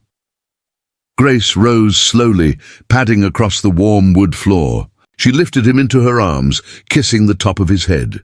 "Good morning, little one," she whispered. "Can you believe this is real?" She carried him downstairs, marveling again at the sheer space of the cottage. The fireplace still held faint warmth from the night before. On the kitchen counter sat a basket Mrs. Hill must have left, fresh bread, eggs, butter, and a jar of homemade jam. Grace's throat tightened. She couldn't remember the last time food had been waiting for her when she woke. She boiled water for coffee, the rich aroma filling the air, while Noah cooed in his makeshift playmat near the hearth. Sitting down with a slice of buttered bread, Grace allowed herself to eat without rationing, savoring every bite. It was such a small thing, yet it felt like a miracle. Mid-morning, a knock sounded on the door. Grace's body stiffened instinctively. Old habits were hard to break. Every knock had once meant danger, eviction, or judgment. She gathered Noah quickly into her arms before opening the door just a crack. It was Kelly. Bundled in a pink snowsuit, cheeks rosy from the cold, she was bouncing on her boots with excitement. Behind her stood Mrs. Hill, her hands folded neatly in front of her, expression as stern as ever. "May we come in?" Mrs. Hill asked, though it sounded less like a question than a statement of intent. Grace stepped aside. Kelly darted past her immediately, kneeling on the rug beside Noah. "Hi, Noah." "It's me again. Did you miss me?" Noah gurgled in response, and Kelly squealed with delight. "See, he did miss me." Grace couldn't help but smile at the child's innocence. Mrs. Hill set down a bag she carried. Mr. Carter had this delivered from the main house. Extra formula, diapers, and a few essentials. Her eyes swept the cottage, noting the tidy space, the firewood stacked neatly, the untouched food basket. "You've settled well." Grace inclined her head. "Thank you." "For everything?" Mrs. Hill's lips pressed into a thin line, but she gave a curt nod, as if acknowledging Grace's gratitude while silently warning her not to overstep. Kelly begged to take Grace and Noah outside. "The pond looks like glass today. Please, can we go?" Grace hesitated, glancing at Mrs. Hill, who sighed in resignation. "The estate is safe. Stay within sight of the cottage." Bundled in a coat and scarf, Grace stepped out with Noah cradled against her chest. The world was breathtaking. Snow blanketing the ground, trees standing tall and skeletal, the pond shimmering under the pale winter sun. Kelly ran ahead, her boots crunching in the snow, her laughter carrying across the open air. "Come see!" "Come see?" she shouted, waving them forward. Grace walked slowly, each breath forming clouds in the crisp air. She hadn't seen Noah this alert in weeks. His eyes were wide, tracking every sparkle of light off the ice, every rustle of wind through the branches. He looked alive in a way that made Grace's heart ache with joy and sorrow all at once. At the pond's edge, they paused. The water was frozen solid, a mirror reflecting the sky. A family of deer appeared on the far side, stepping cautiously from the trees, their breath visible in the cold air. Kelly gasped, clutching Grace's sleeve. "Look, dear." For a few minutes, the world was quiet except for the wonder of children. Kelly's soft whispers, Noah's gurgles, Grace's hushed heartbeat. It was a moment so pure that Grace wished she could bottle it, keep it forever. By noon, they were back in the cottage, cheeks flushed, fingers tingling from the cold.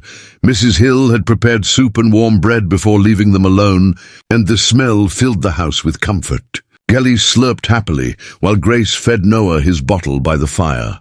Mrs. Hill, for the first time, sat at the table with them. Her usual clipped tone softened as she observed, "You have a way with Miss Kelly. She's usually restless, but with you she's calmer." Grace blinked, surprised by the admission. She glanced at Kelly, who was carefully tearing her bread into neat pieces instead of scattering crumbs across the table. "She's a wonderful girl," Grace said softly. "So bright, so thoughtful." Mrs. Hill nodded, though something unreadable flickered across her face. "She's had a difficult time since her mother passed. Mr. Carter has done his best, but children need more than one kind of love." Grace felt the weight of the words settle between them. She didn't respond, but she understood. That afternoon, after Kelly returned to the main house, the cottage felt quiet again. Too quiet. Grace tucked Noah into his crib for a nap, then sat at the small desk by the window. She opened the folder Michael had left the night before. Remote job listings from Carter Investments. Data entry, administrative support, basic graphic design. Her heart pounded as she scanned the descriptions. It wasn't charity. These were real positions, real opportunities. With trembling hands, she powered on the sleek laptop Jason, Michael's assistant, had delivered. The screen glowed to life, reflecting her face back at her. For the first time, she didn't look like someone barely surviving. She looked like someone who had a chance. She chose the graphic design position.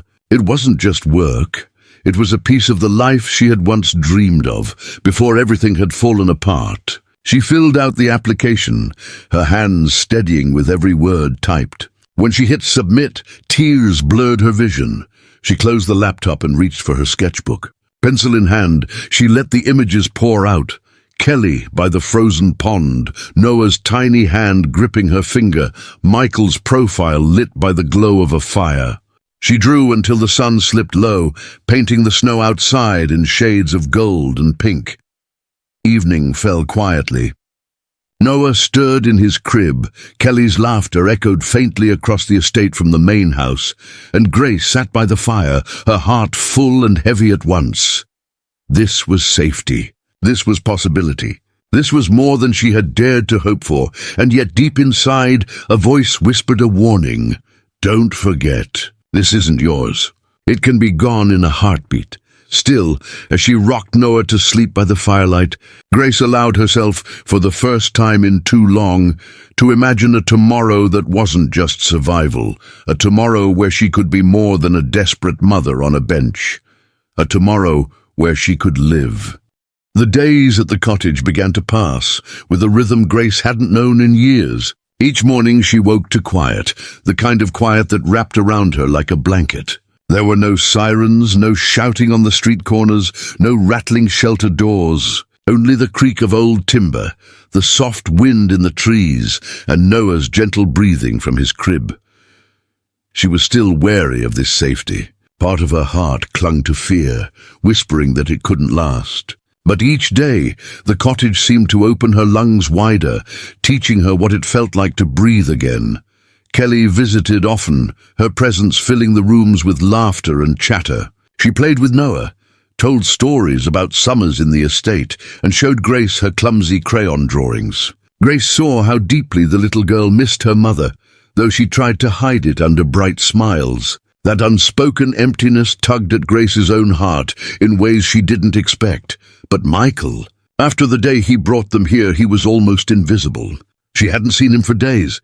There were meetings in the city, business matters that pulled him away. Only Mrs. Hill appeared at the door, delivering food, formula, blankets, her sharp eyes always scanning the cottage as though measuring Grace's worth. On the fourth morning, everything changed. Grace was folding Noah's clothes near the fireplace when a black town car rolled slowly up the lane. Her stomach tightened immediately. Visitors here? At the guest house. That wasn't normal. The door opened and a man stepped out. He was tall, with carefully combed silver hair and a perfectly tailored suit. His shoes barely sank into the snow. He carried himself with the kind of self-assurance Grace had only ever seen in the very wealthy, the kind that could turn kindness into a weapon. Heart hammering. She scooped Noah into her arms before even touching the door. She cracked it open only an inch. Miss Miller, I presume. His voice was smooth, polished, but underneath was something cold. Her chest tightened. Who are you? Victor Reynolds, he said, offering a thin smile. Surely you've heard the name. Michael Carter's old friend. And now his fiercest rival. Grace's grip on Noah tightened. She didn't answer. I didn't come to see Michael, Victor went on casually. I came to see you. Her pulse spiked. Me. I know your story, Victor continued smoothly. Art student, fell on hard times, now a single mother with nothing. But lucky you, Michael Carter swoops in, gives you a cottage, feeds your child. How touching.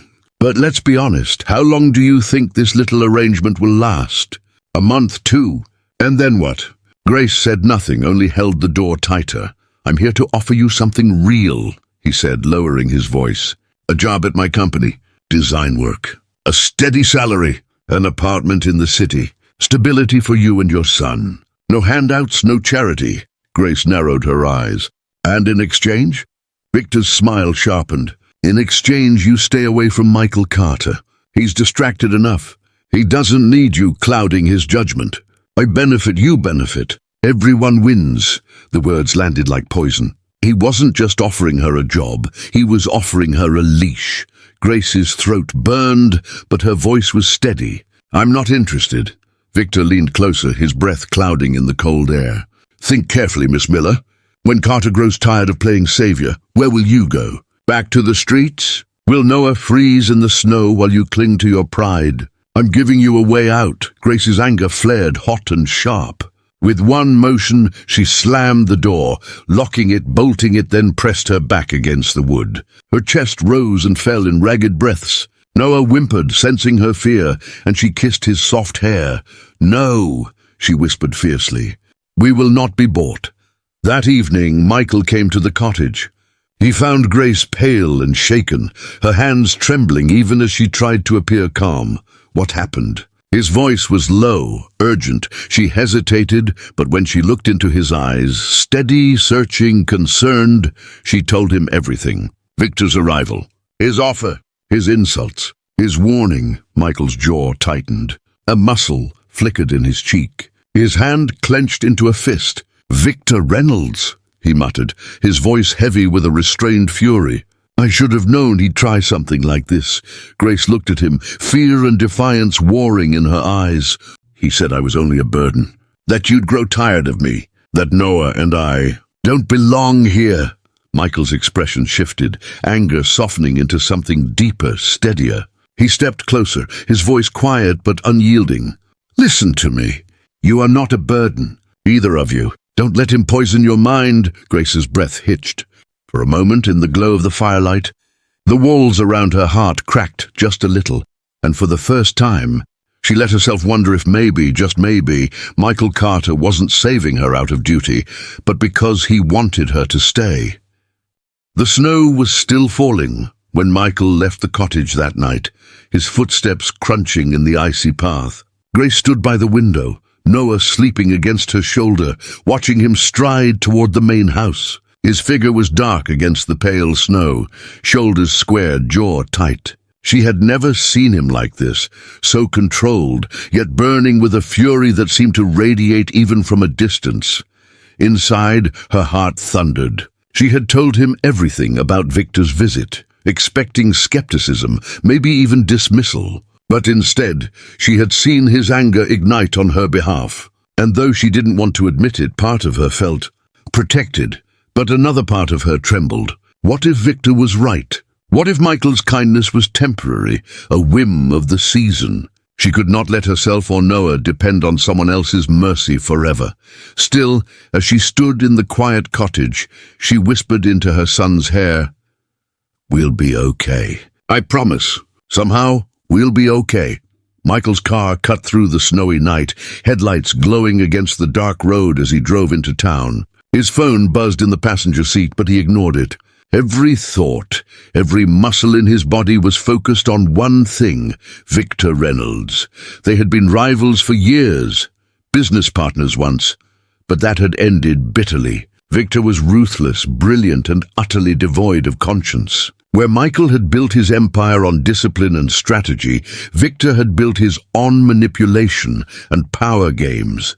But this time, Victor had crossed a line. He had gone after Grace, after Noah, after the fragile safety Michael had fought to create for them.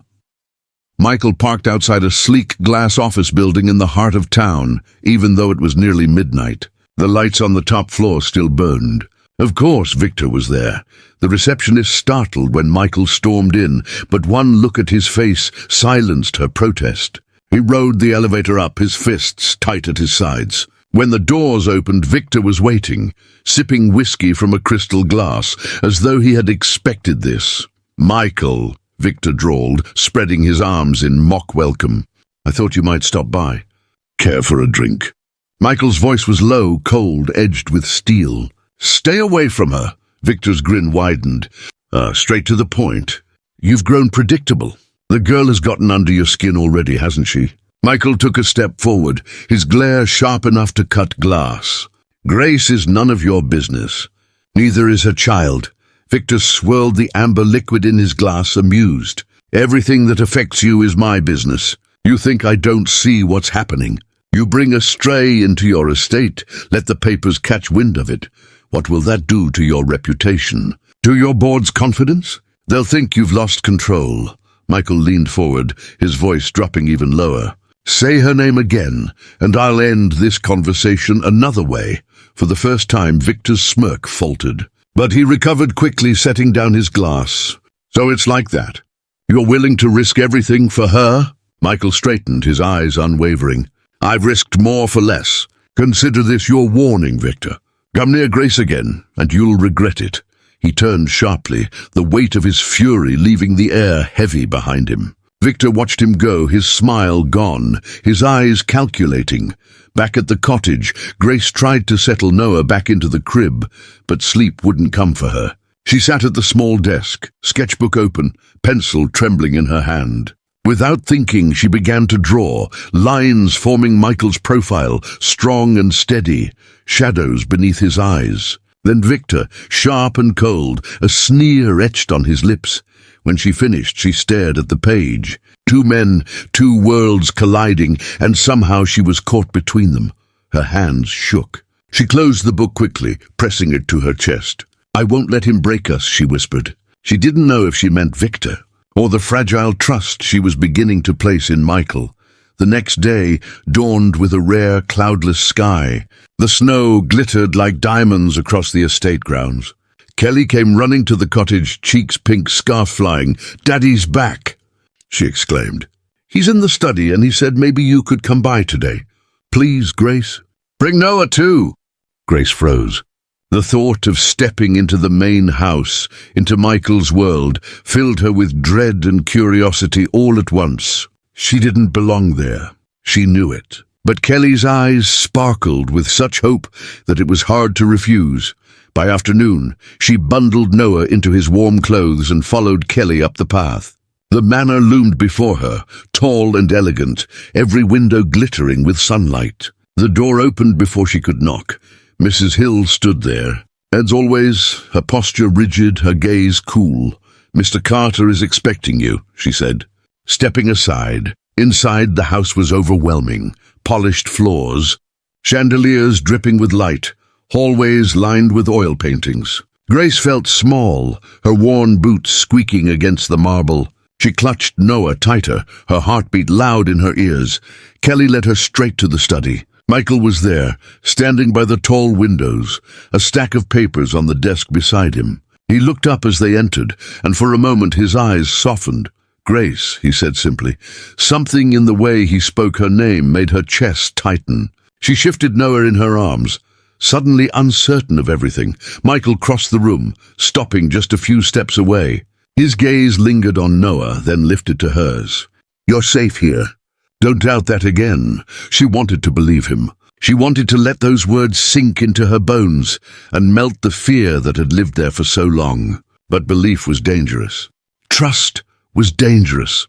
Still, as she stood in the sunlight of Michael Carter's study, Noah warm against her heart, Grace wondered if, for the first time in her life, the danger might be worth it. The study smelled faintly of leather and cedar, the air warm from the crackling fireplace. Grace stood just inside the door, clutching Noah while her eyes roamed over the shelves, stacked with thick law books, financial tomes, and photographs in silver frames. Michael Carter's life, so ordered, so precise, was etched into every detail. Yet when Michael looked up from the desk, papers forgotten, his expression softened in a way that surprised her. His gaze settled first on Noah, bundled in her arms, then rose to her face, steady and intent. "You came," he said simply. His voice carried no command this time, only quiet relief. Grace's lips parted, but no words came. She wasn't sure what to say, or even why she had agreed to Kelly's request to visit. The cottage had been safe, contained. Stepping into the manor felt like stepping onto unfamiliar ground, one where she did not belong. Kelly ran ahead, climbing into the leather armchair by the fireplace, swinging her legs cheerfully. "Daddy, show Grace the big map, the one with all the little pins in it." Michael's lips curved faintly. "Later," he said gently, his eyes never leaving Grace. She shifted uneasily, Noah squirming against her chest. "I don't want to intrude." Kelly insisted. "You're not intruding." Michael moved around the desk, closer now. The firelight cast sharp lines across his face, but his eyes remained warm, steady. "This is your home too, at least for now. Don't feel like a guest." Grace's breath caught. "Your home too." The words echoed in her chest, dangerous and tender all at once. Mrs. Hill appeared then, her presence as precise as always. "Mr. Carter, Victor Reynolds called twice this morning," she announced briskly, placing a small tray of tea on the table. Her sharp eyes flicked toward Grace. "He left no message." Michael's jaw tightened at the name, though his voice stayed even. "Ignore him. I'll deal with Reynolds when I'm ready." Grace's chest tightened. Victor's visit to the cottage was still fresh in her mind. His voice, his smirk, his cruel words about Noah. "How long before Carter grows tired of you?" She hugged her son tighter, pushing the memory down. Michael noticed. He stepped closer, lowering his voice so only she could hear. "He won't bother you again. Not while you're here." Something in his tone, absolute, unshakable, made her chest ache. She nodded faintly, unable to speak. The day stretched on, and slowly Grace began to see the manor not as an untouchable fortress, but as a home filled with quiet rhythms. Kelly dragged her from room to room, showing her the library with its spiral staircase, the music room with a grand piano she proudly plinked on, the sunroom where vines curled along frosted glass. Daddy used to play piano with Mommy, Kelly confided, her small fingers dancing clumsily over the keys. But after she went to heaven, he stopped. He says music makes him remember too much. Grace's throat tightened. She rested Noah against her shoulder, watching Kelly's little hands press random notes, filling the vast room with broken but earnest sound.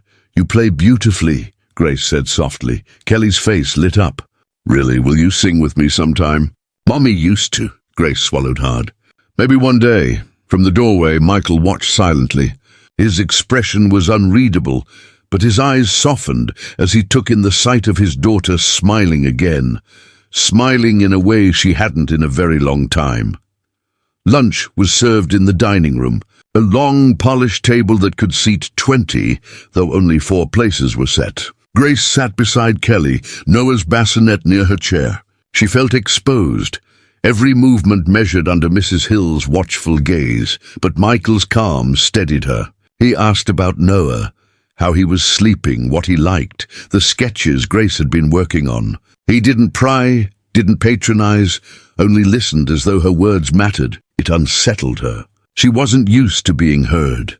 At one point, Kelly leaned across the table, whispering loudly, "Daddy, can Grace and Noah stay forever?" Grace froze, heat rushing to her cheeks. Michael's gaze flicked briefly to her, then returned to his daughter. His voice was gentle, measured. "Let's just be grateful they're here now, Kelly," Kelly pouted. "But I want forever." Grace's heart twisted. She lowered her gaze, unable to meet Michael's eyes. Later that afternoon, Grace took Noah for a walk in the snowy garden behind the manor. The paths were lined with frozen hedges, the fountain at the center dusted in white. Noah's eyes widened at the light glittering off the snow, his little mouth forming soft oohs and ahs. Grace lifted him higher, pressing a kiss to his forehead. "Look at this, baby. A world you deserve. Not the cold streets. Not hunger. You deserve this." Her voice cracked, tears stinging her eyes. "But I don't know if I can keep it for you." A voice behind her broke the silence. "You're stronger than you think." She turned sharply. Michael was standing a few feet away, his coat unbuttoned, snow clinging to his shoulders. His gaze was steady, his voice calm but certain. "You survived more than most could," he said softly, "and you're still standing. That's strength, Grace, don't doubt it." Her chest tightened. She wanted to argue, to remind him of the nights she had begged on corners, of the shame, of the fear that still lived in her bones. But the way he said it, the certainty in his tone, made the words dissolve on her lips. "Why are you doing this?" she whispered. He hesitated, then took a step closer. The wind lifted his hair, the snow falling between them like quiet confetti. "Because I see something in you. Something worth protecting. And because, Kelly, she smiles again when you're around. That's enough reason for me." Grace's breath caught. Her eyes blurred with tears, but she blinked them back quickly, turning away before he could see. She wasn't ready for this, for him, for what it could mean. But as she walked back toward the cottage that evening, Noah sleeping soundly against her chest, Grace couldn't stop the thought that haunted her steps. Maybe, for the first time in years, she wasn't just surviving. Maybe she was beginning to live. The days that followed unfolded with a rhythm both strange and intoxicating to Grace. The cottage became more than a shelter. It began to feel like a home. Each morning, sunlight streamed through the frosted windows, painting the rooms gold. Noah would stir in his crib, his soft coos waking her, and for the first time in years, she didn't greet the day with dread. She greeted it with possibility, yet every comfort was tangled with fear. She could not stop hearing Victor Reynolds's voice, sharp as broken glass. "How long before Carter grows tired of you?" It lingered like a shadow over her happiness, whispering doubts into every quiet moment. Kelly remained a constant presence. Nearly every day she came running to the cottage, bursting through the door with her boundless energy. She played with Noah, sprawled across the rug with crayons, filling page after page with drawings of her new family. One afternoon, Kelly held up a sketch she'd done, 4 stick figures holding hands. A tall one for Michael, a shorter one for Grace, a small one for Kelly, and a tiny one for Noah, cradled in Grace's arms. Above them, she had drawn a bright yellow sun smiling down. "See?" Kelly chirped. "This is us. A real family." Grace's throat tightened, her chest aching with a mix of warmth and sorrow. She wanted to correct her, to remind her this wasn't forever, but the innocence in Kelly's eyes stopped her. Instead, she hugged the little girl tightly and whispered, "It's beautiful." From the doorway, unseen by either of them, Michael watched. His expression softened, shadows easing for just a moment. Michael's presence became a quiet anchor in Grace's days. Sometimes he joined them for lunch in the Manor's dining room, listening more than speaking. Other times, he found excuses to check on the cottage, claiming he wanted to see if the firewood was stocked or if the heating was adequate, though his eyes always strayed to Noah, then to Grace. One snowy afternoon, he stopped by with a small box. Inside was a delicate silver bracelet, tiny enough to circle Noah's wrist. "It was mine," he said quietly, almost awkwardly. "A christening gift when I was a baby. I thought he should have it." Grace's breath caught. She traced the smooth metal, overwhelmed. "Michael, I can't accept this. It's too much. It's not charity," he replied firmly. "It's legacy." Their eyes met, and in that moment Grace felt the walls she had built around her heart tremble, but shadows still lingered. Victor Reynolds had not vanished. Though he had not returned to the cottage, his presence was felt everywhere, in business calls that made Michael's jaw tighten, in the whispers Grace overheard between Mrs. Hill and the staff. One evening, after putting Noah to bed, Grace wandered to the small desk in the corner of the cottage. She opened her sketchbook, her pencil moving almost of its own accord. She drew Michael, strong, steady, shadows under his eyes. She drew Kelly, her curls wild and her smile wide. She drew Noah, peaceful and safe. And in the corner, almost against her will, she drew Victor, a looming figure with sharp features, his smirk like a blade. When she finished, she stared at the page, her chest heavy. This was her life now, caught between light and shadow, between hope and fear. One Saturday morning, Kelly begged Grace and Noah to come to the main house for breakfast. Reluctantly, Grace agreed. She dressed Noah in a soft knitted sweater Mrs. Hill had left, bundled herself in the coat Michael had bought, and followed Kelly through the snow-covered path. The dining room was glowing with morning light, the long table set with pancakes, fruit, and hot cocoa. Grace sat at the far end, self-conscious, but Michael's calm gaze steadied her. Kelly chattered endlessly, telling stories about school, about her dolls, about the snowmen she wanted to build. Grace found herself laughing, really laughing for the first time in months. Michael noticed. His lips curved faintly, as though her laughter was a sound he hadn't realized he needed until that moment. After breakfast, Kelly tugged Grace and Noah toward the library. "Daddy, can we all read together?" she pleaded. Michael glanced at Grace, who hesitated but finally nodded. They settled in by the fireplace. Michael in a leather armchair, Grace on the rug with Noah in her lap, Kelly curled between them. Michael's deep voice filled the room as he read aloud, the warmth of the fire mingling with the warmth in Grace's chest. For the first time in years, she felt almost whole. But peace was fragile. That evening, Michael received a phone call that pulled him into his study. His voice, muffled but sharp, carried down the hall. Grace, passing by with Noah, paused when she heard the name Victor Reynolds. "You will not use her as leverage," Michael snapped. "You touch her, you touch the boy, and you'll answer to me." Grace froze, her blood running cold. She hurried back to the cottage, clutching Noah tighter, her mind spinning.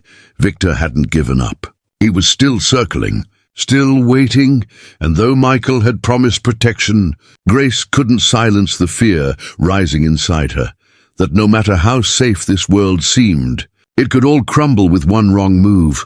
That night, long after Noah was asleep, Grace sat by the fire in the cottage, staring into the flames. She whispered to herself, almost like a prayer, "Don't let me hope for too much. Please, not if it's going to be taken away." But as the flames danced and the snow fell outside, she realized hope had already taken root inside her heart. And no matter how hard she tried, it was growing stronger every day. Snow blanketed Connecticut like a white quilt, soft and pure, hiding the unrest that stirred beneath its stillness. The Carter estate glistened under the pale moon, every roof, branch and stone glowing as if painted with light. From the outside, the world looked serene, but inside, storms were gathering. Grace sat by the window of the cottage, Noah sleeping soundly in his crib nearby. Her sketchbook rested on her lap, though she hadn't drawn a single line that evening. Her thoughts were heavy, looping back again and again to the phone call she had overheard in Michael's study. "You touch her. You touch the boy, and you'll answer to me." The words haunted her, not because of Michael's anger, but because of the truth they revealed. Victor Reynolds had not disappeared into the shadows. He was still circling, like a wolf outside a cabin door, waiting for the right moment to strike. Grace turned toward Noah. His little chest rose and fell, his lips parted in the soft sighs of sleep. She brushed a hand across his fine hair, whispering, "I won't let anyone hurt you." Not him, not anyone. Yet inside, her confidence wavered. Could she really protect him? She was just a 20-year-old girl with no money, no home, and no power, save for the stubborn will that had carried her this far. The next morning, Michael appeared at the cottage earlier than usual. He was dressed simply in a wool coat and boots, his hair still damp from the shower. Yet his presence filled the room the way sunlight fills a cold space. "Good morning," he said gently, his eyes softening when they landed on Noah, cradled in Grace's arms. "Morning," Grace replied, her voice low, guarded. He studied her for a moment. "You heard me last night, didn't you?" Grace froze, then nodded. "Yes," Michael exhaled slowly, stepping closer. "Victor is pushing harder. He's trying to use you and Noah as weapons against me. But I need you to understand something, Grace." His eyes locked with hers, steady and unflinching. "I will not let him win. I will not let him hurt either of you." Her throat tightened. "But what if he already has the power to? What if all of this—" She gestured to the cottage, the estate, the comfort surrounding them. "What if it disappears the moment he decides to pull the right strings?" Michael's jaw clenched. For a moment, the grief and fury he usually kept hidden flickered raw in his expression. "Then I'll burn down every string he pulls. Victor Reynolds has taken enough from me in business. He won't take you, too." The words landed heavy, too heavy. As though weighted with meanings Grace didn't dare untangle. Later that day, Grace received an email from Jason Evans, Michael's assistant. The subject line read, "Carter Foundation Gala, Project Approval." Her hands trembled as she opened it. The email confirmed that her designs for the gala had not only been approved, but praised by the board. They wanted her to oversee the entire creative presentation. Invitations, banners, stage backdrops. It was professional work, real work, her name attached to every piece. For the first time in months, Grace felt the faint stirrings of pride, not just survival, not just gratitude, but genuine pride in herself. She printed the email and tucked it into her sketchbook, a small reminder that she was more than a project, more than a girl on a bench in the snow. That evening, Michael invited Grace and Noah to dine at the main house. Kelly was overjoyed, racing to the cottage to collect them. The dining room glowed with firelight and candlelight. The table was set with roasted lamb, mashed potatoes, and bowls of bright winter vegetables. Grace hesitated at the doorway, her worn heart resisting the warmth, the beauty, the sense of belonging. But Kelly tugged her hand insistently, pulling her inside. Michael's gaze met hers across the table. There was no pity in his eyes, only quiet respect, and something deeper she dared not name. Dinner was gentle, filled with Kelly's chatter and Noah's soft coos. Mrs. Hill moved efficiently in the background, though her sharp gaze softened whenever it landed on Noah. Bundled in Grace's arms, after the meal, Michael surprised them by leading the way to the music room. At its center stood a grand piano, its black lacquer gleaming. He sat down and began to play. The sound was low and steady at first, then rising, filling the room with a melody so haunting it pulled at Grace's chest. She hadn't known this part of him existed. Michael Carter, the businessman, the widower, the protector, here he was, creating beauty from sorrow. Grace watched, her breath catching when she realized this wasn't just music. This was grief given voice. Every note was a fragment of his loss, his love, his fight to keep moving forward. When the final chord faded, the silence was almost unbearable. Grace whispered, "That was beautiful." Michael's eyes met hers, raw and unguarded. "It was Sarah's favorite piece," he said quietly. "I haven't played it since she died." The admission struck like lightning. Grace wanted to speak, to comfort, but words failed her. Instead, she reached out without thinking and touched his hand just briefly, enough to let him know he wasn't alone. Michael didn't pull away. His fingers turned slightly, brushing hers in silent acknowledgement. That night, back in the cottage, Grace lay awake long after Noah had fallen asleep. The fire had burned down to embers, the room heavy with shadows. She clutched her sketchbook to her chest, her mind a storm of emotions. She thought of Victor, his cold smile, his threats. She thought of Michael, his grief, his promise, his music. She thought of Kelly, her innocent drawings of them as a family.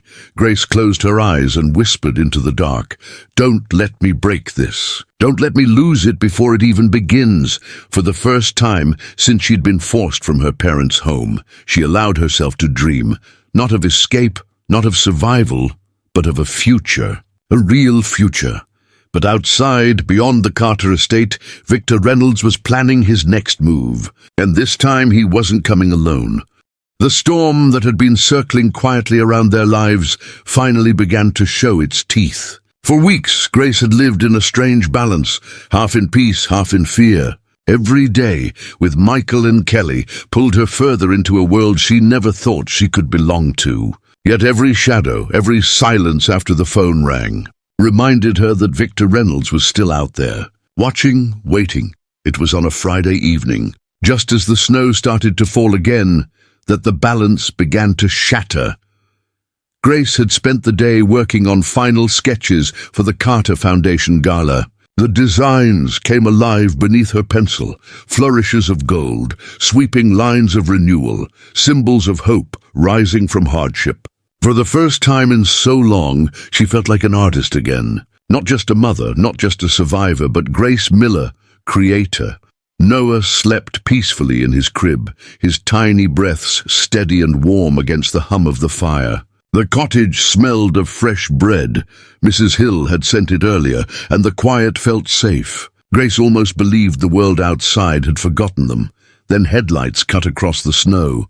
At first, she thought it was Michael, come earlier than expected. She moved toward the door, a smile beginning to form, until the shape of the car registered, sleek, black, too polished to be familiar. Her chest tightened, a knock came, sharp, demanding. Every instinct screamed at her not to open it. But Noah stirred, and fear made her bold. She cracked the door. Victor Reynolds stood there. The sight of him sent ice through her veins. He wasn't alone this time. Two men in dark coats flanked him, their faces expressionless. "Good evening, Miss Miller," Victor said smoothly, his breath fogging in the cold. "May I come in?" Grace's voice was steady, though her heart thundered. "No, you can't," he arched a brow, feigning surprise. "That's hardly polite. After all, I've come to offer you the same thing I offered before, stability, a future. Only now I'm not so patient. You see, Michael Carter is making mistakes, emotional mistakes, and you're at the center of them." Her hand tightened on the door. "You need to leave." Victor's smile sharpened. "Not until I've said what I came to say. Listen carefully, Grace. The world is not kind to girls like you. Carter may play savior now, but he won't keep it up. He'll move on. He'll wake up one day and realize you're a liability. And when he does, where will you be? Back on the street. Back on that bench. With a child who deserves more than you can ever give him." Grace's throat burned, fury rising through her fear. "You don't know me. You don't know what I can give my son." Victor leaned closer, his eyes glinting. "I know desperation. I can smell it. I can also fix it. Take my offer. Come work for me. Walk away from Carter. Do it now before you drag him and yourself into ruin." Something in Grace snapped. She straightened, her voice sharp and clear. "I'd rather starve on the street than sell my soul to you." Victor's pleasant mask cracked. For the first time, his voice lost its smooth edge. "Careful, Miss Miller. Defiance is admirable, but it has consequences." He nodded toward Noah's crib, visible behind her. "I'd hate to see the little one pay for your pride." Grace's blood ran cold. Her body moved before her mind could catch up. She slammed the door, bolted it, then grabbed Noah into her arms. Her heart hammered, every muscle trembling. Through the wood she heard Victor's muffled laugh. "You think Carter can protect you forever?" "We'll see." Then the crunch of footsteps retreating into the snow. The car engine roared to life. The headlights vanished into the trees, but Grace knew this wasn't over. When Michael arrived later that night, he found her pacing the cottage, Noah in her arms, her face pale but fierce. "What happened?" His voice cut like steel, low and urgent. She told him everything.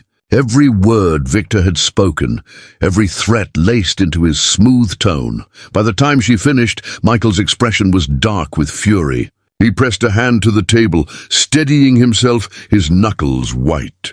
"I should have expected this," he muttered. "Reynolds has crossed a line he can't come back from." Grace shook her head. "Michael, he won't stop. He'll keep coming. He knows where I live, where Noah sleeps." "What if next time he won't get close?" Michael said firmly. His eyes met hers, steady and unflinching. "I'll make sure of it." "How?" Grace demanded, her voice breaking. "You can't fight a man like him. He has money, power, people who'll do whatever he asks." "I won't let you throw yourself into danger for me." Michael stepped closer, his voice softening but never losing its conviction. "Grace, listen to me. This isn't just about you anymore. It's about Noah, about Kelly, about promises I made. I couldn't save Sarah, I couldn't save our second child, but I can save you. I won't fail this time." Her throat closed, tears burning her eyes. "You don't have to save me, Michael. I'm not your responsibility." "No," he said, his voice rough. "You're not. You're my choice." The words landed between them like a spark in dry tinder. Grace's chest ached, her hands trembling as she clutched Noah tighter. She wanted to push him away, to keep the walls around her heart intact. But the walls were crumbling faster every day. The following morning, Michael tightened security at the estate. Guards were stationed discreetly at the gates. Cameras were checked, locks reinforced.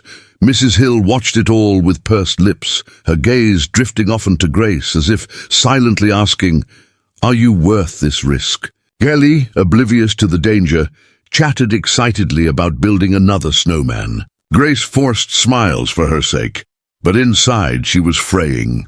She hated the fear that gripped her, hated the thought that her presence was tearing open old wounds in Michael's life, dragging his family into a war they hadn't asked for. Yet every time she thought of leaving, of walking away for Michael's sake, she remembered Victor's smirk, his threats, his card left on the railing. She couldn't go to him. She wouldn't. And so she stayed. That evening, Michael found her at the window, staring out at the snow falling over the estate. Noah slept in the crib. "The fire burned low, Grace," he said softly. She turned, her face pale in the firelight. "He's not going to stop, is he?" Michael shook his head slowly. "No, but neither will I." Her lips parted, trembling. "Why, Michael? Why risk everything? For me, for Noah?" He stepped closer, his voice quiet but firm. "Because somewhere along the way, this stopped being about charity, stopped being about promises. It became about you." The silence stretched, heavy, electric. Grace's breath caught, her heart pounding in her chest. She wanted to deny it, to retreat back into the safety of disbelief. But in that moment, as the fire crackled and the snow fell, and the man who had saved her looked at her as though she were the only light in his world, Grace knew the truth. She was falling in love with him, and that terrified her more than Victor Reynolds ever could.